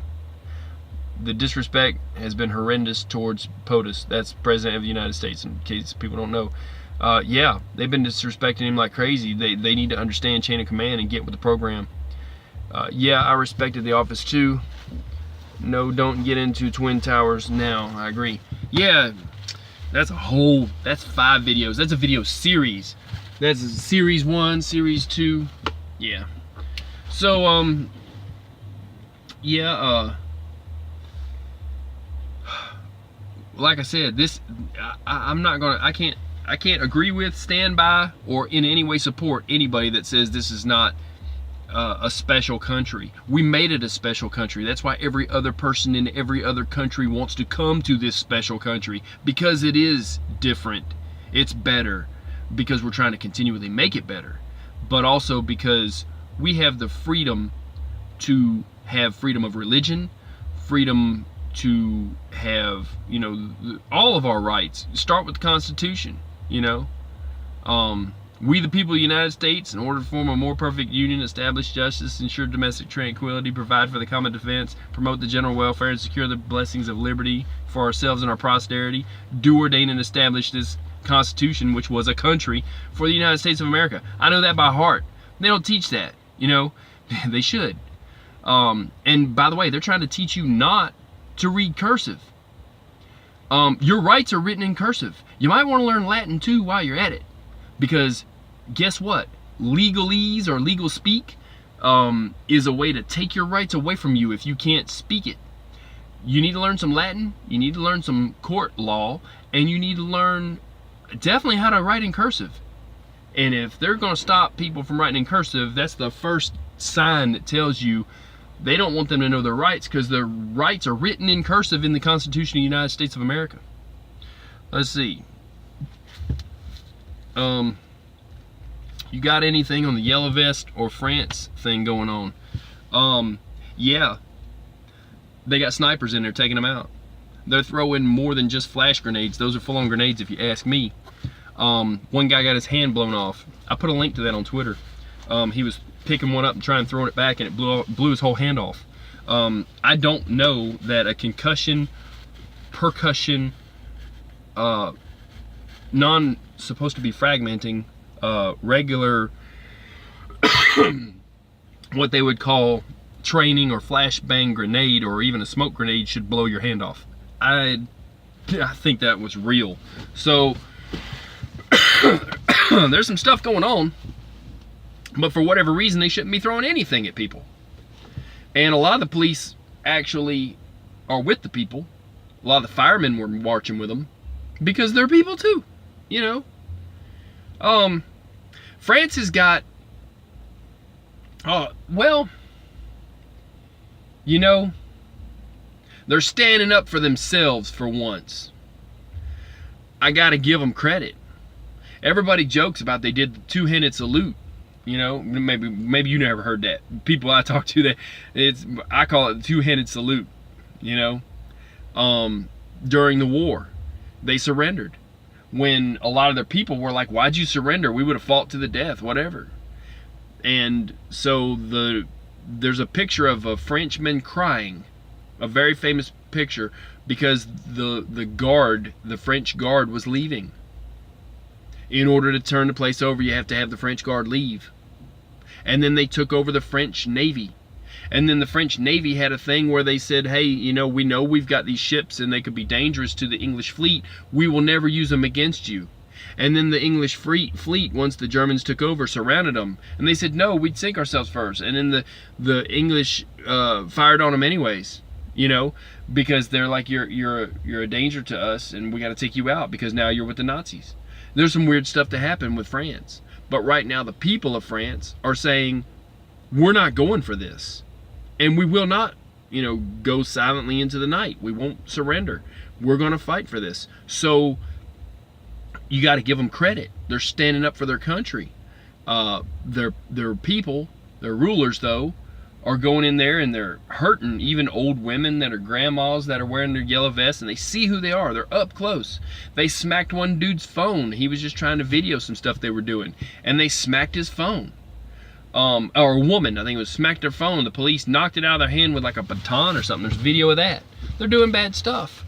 Let's see, but that's on the yellow vest. Yeah, I could think we need something like that now or in the future. No, JD. No, we do not need anything even remotely like France now or in the future. No. Number one, our military might, you do not want to take it on. Number two, we will right the ship by political means. That's all there is to that. No. There's never a reason to have to stand up to our government. We are the government. We can run it. We still have representation. Now, no taxation without representation. We didn't have representation. We currently have representation. We can change things from within easily. Not easily. People need to get in there and do it, but it's, you know, it's a work. It's a work in progress. Let's see here.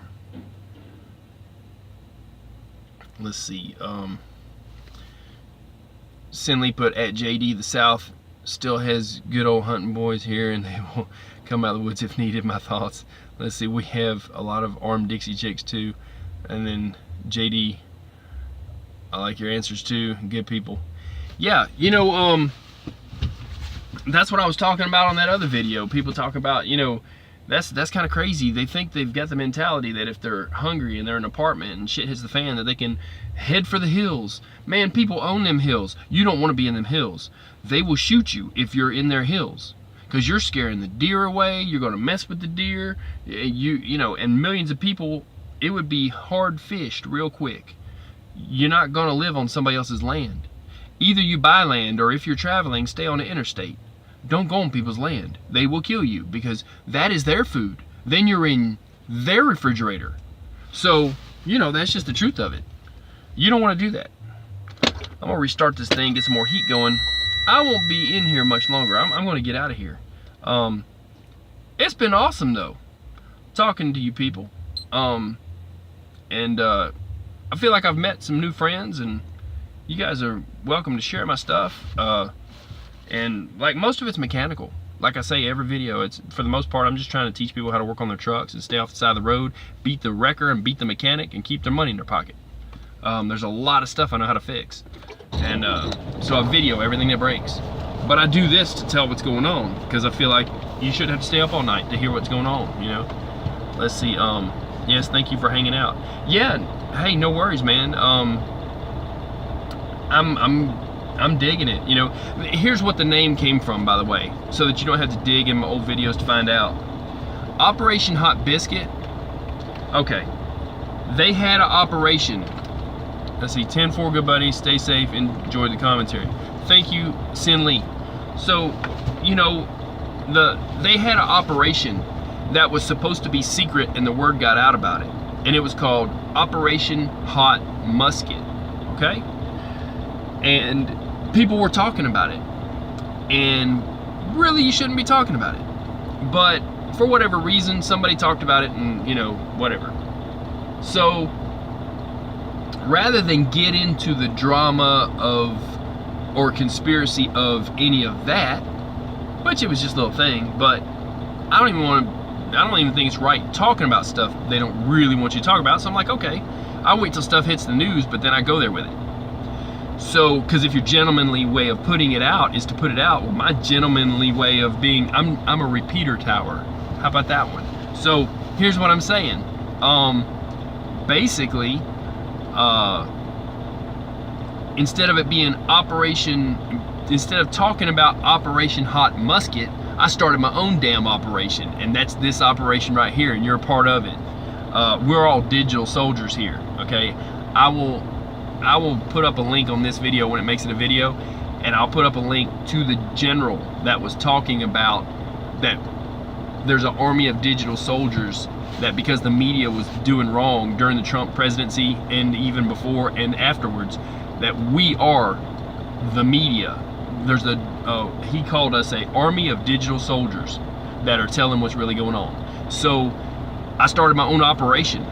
If I'm going to be an army and I'm going to be a digital soldier, this is the operation. And instead of talking about Operation Hot Musket, they didn't want us to talk about, I named my operation, it's a pun on that word, I named it Operation Hot Biscuit. That's kind of funny if you think about it. I go in the morning, I get a hot biscuit, and it was going to be in the morning time. I go in the morning, I get a hot biscuit and coffee, and we'll talk about what's going on. Operation Hot Biscuit. The first order of the operation is to go get a hot biscuit. Second is, you know, it's like kind of like water cooler talk.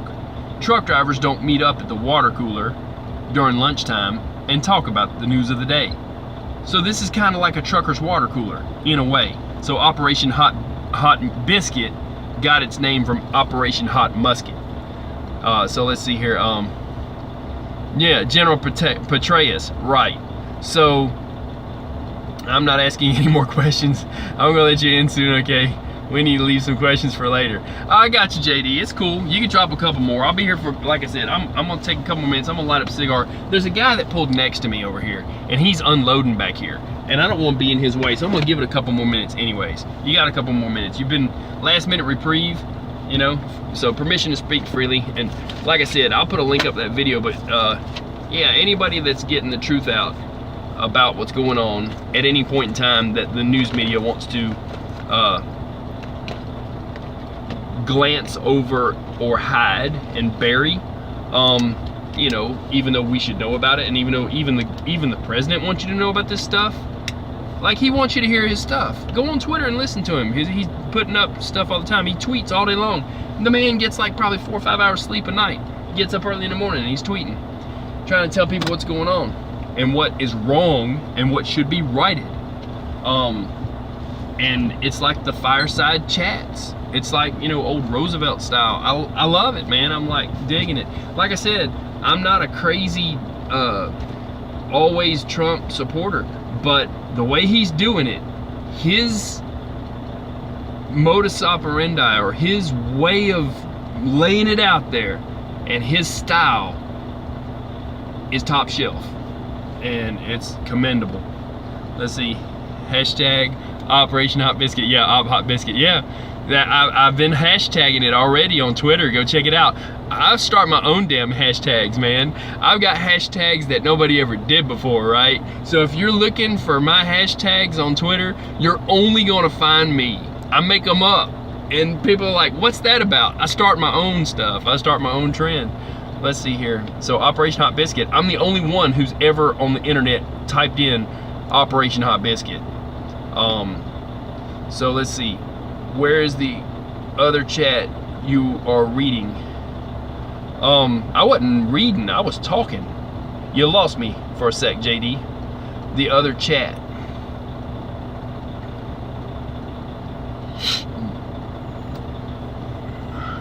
Are you talking about other chat rooms? Because I go on Twitter, I go look at a bunch of different places like the Washington Post, the Huffington Post, to see. I thought I had someone else.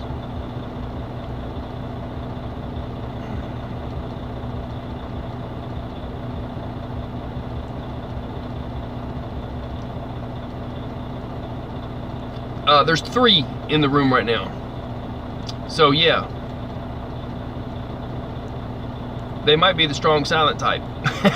That's what I joke. That's my joke. Honestly, that joke is about trolls, okay? So if I got people in here that's creeping, right, and they're checking shit out, but they don't want to talk because they're trolls. Now I know there's one person, let's see, 1, 2, 3, 4. I got like 4 people that support me that will never say anything. And so that's fine. But when there's 15 in the room and nobody's chatting, there's people in there that's creeping and they're trolls. I got a pretty good idea who some of them are. Oh yeah, I've went there and told some drivers about themselves and about what they've done and how they are. And they still watch my stuff because they know damn well I know what I'm talking about. They still secretly support me and watch my stuff because they're trying to learn how to work on their trucks. A lot of them are new drivers. But yeah, if you do something wrong, I'm gonna call you out on your shit. So they ain't gotta like me, but they know they're in there. So that's my joke, is I call them the strong silent type, right? Because they're not gonna make no comment, but they're here. But it's all good, whatever, man. You know what I'm saying? So yeah, if you, one day if you see that I've got like, at that point in time, if people ain't busy and I've got like 100 in the room, which by the way, I could have 20 in here right now, and Google could be changing my numbers. I've got proof on that. I've got a video that shows when I'm watching a video of my own, and it shows on there that I've got 1,200 in the room, 1,300 in the room, and then they drop it to 1 in the room, and then 1,500 in the room. But my numbers are showing 2, 3, 5. They're cutting my numbers and they're lying. So I don't care. It doesn't bother me to talk like this, even if it's dead air at the moment, because years from now people will hear my voice, or next week, or whenever these other drivers have a chance, and I'll get 60 views. You know, let's see, last thoughts. Schumer blocks bill to pay Coast Guard after GOP refuses to open rest of government. Yeah, all we wanted was to pay the Coast Guard. Thank you for putting it up. Yeah, Schumer, it's his shutdown. The Schumer shutdown. You cannot trust YouTube anymore. They changed things a while back. Yeah, they've been doing some stuff, and that's okay. You know, I can work within the parameters that I'm provided. You know what I'm saying? And JD put, that was sad. Yeah, anytime you're messing with the Army, Navy, Coast Guard, Marines, Air Force, you don't mess with our military. Anytime you do that, you're on the wrong side of me. So yeah, that was wrong. They need to, man, see, that's the problem. They got no respect for our military. They need to learn some respect, you know? Maybe they need to run them through boot camp. Maybe when you're, you know what, maybe when you're a congressman, they need to have you embedded with some soldiers for 6 months. Maybe they need to have, I don't know the answer to that question, but somehow they're gonna have to gain respect for our military, okay? Except for that occasionally absent Cortez chick. She's batshit crazy. Bravo, Sierra, you know, it's she's, you know, Charlie, Bravo, Sierra, Charlie. She can't find her way out of a wet paper bag. She couldn't find Mitch McConnell the other day, and she was on TV saying, "Where's Mitch?" We went here and there.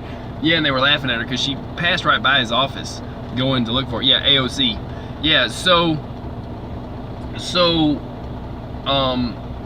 she don't need to be embedded with anybody. She needs to be, she needs a map and a backpack like Dora or something. I don't know what she needs, man. For real? Yeah, AOC. Yeah, I can't say her name. Yeah, whatever. I just didn't want to say her name. She didn't deserve the recognition, seriously. But you know, she doesn't need to be embedded with any soldiers or they don't need to have to deal with her, you know. And seriously, let's see, she has some good memes. Yeah, funny as hell. Yeah, look at, you really need to go on Twitter when you get a chance, JD, and don't look at what I put up. Look at what Texas Rattler puts up. He's a riot. Let me tell you, he puts up some crazy stuff. He's the one that put the stuff up on them killing people in Venezuela. So check out Texas Rattler 1776. I'm following him and he's following me on Twitter. Watch his stuff, you know. And I'm not trying to get more people to follow me on Twitter. If you follow me on Twitter, that's great, and I'll see what you put up, whatever. But I'm not trying to get more followers or nothing. I'm just telling you where I learn my stuff. Oh, well, you sent me a tweet already. Okay, well, I've been on here, and so I hadn't seen it, but I'll get you. But yeah, Texas Rattler, that guy, like I said, I vouch for him. And I vouch for Blueprint. Blueprint is on it. Oh my God, Blueprint _Q. They are on it. Yeah, check out Blueprint. Blueprint, God, dog, he'll tear you a new one. Let me tell you something. If you are in the government and you have done something wrong and Blueprint sees it, you just had a bad day. I'm just saying. I'm not trying to, man, let me tell you. Yeah, Q. Well, let me tell you something. Q is a clearance, okay? And there's the people talk about Q++. Q is likely a group of individuals in the NSA that have found it in their duty, their civic duty, that on their off time or in between time or in the meantime, however they do it, lunch breaks, whatever, to get together and to put stuff out that they believe would be helpful to us. They drop some breadcrumbs and they make it so that it's plausible deniability, so they really said something but they didn't say anything and they didn't tell you anything and they were never there. So welcome to the NS of A. I'm just saying. So I like it, I dig it. I'm pretty sure it's them. If it wasn't, they would have shut it down a long time ago. It's kind of like this thing where it's like, how does a cartel run through Mexico? Because they let them. Because the government lets them. The government of Mexico. You know what I'm saying? So, you know, how does Q tell us what's going on, you know, all this stuff? Because the Fox has run the hens out of the hen house, and he started a fox house. There you go. So, Pelosi's Mafia, LOL. You know what? Pelosi's Mafia, he said, LOL. Yeah, you know, I've read into some things that they have tweeted, and I think that there's a special place for them.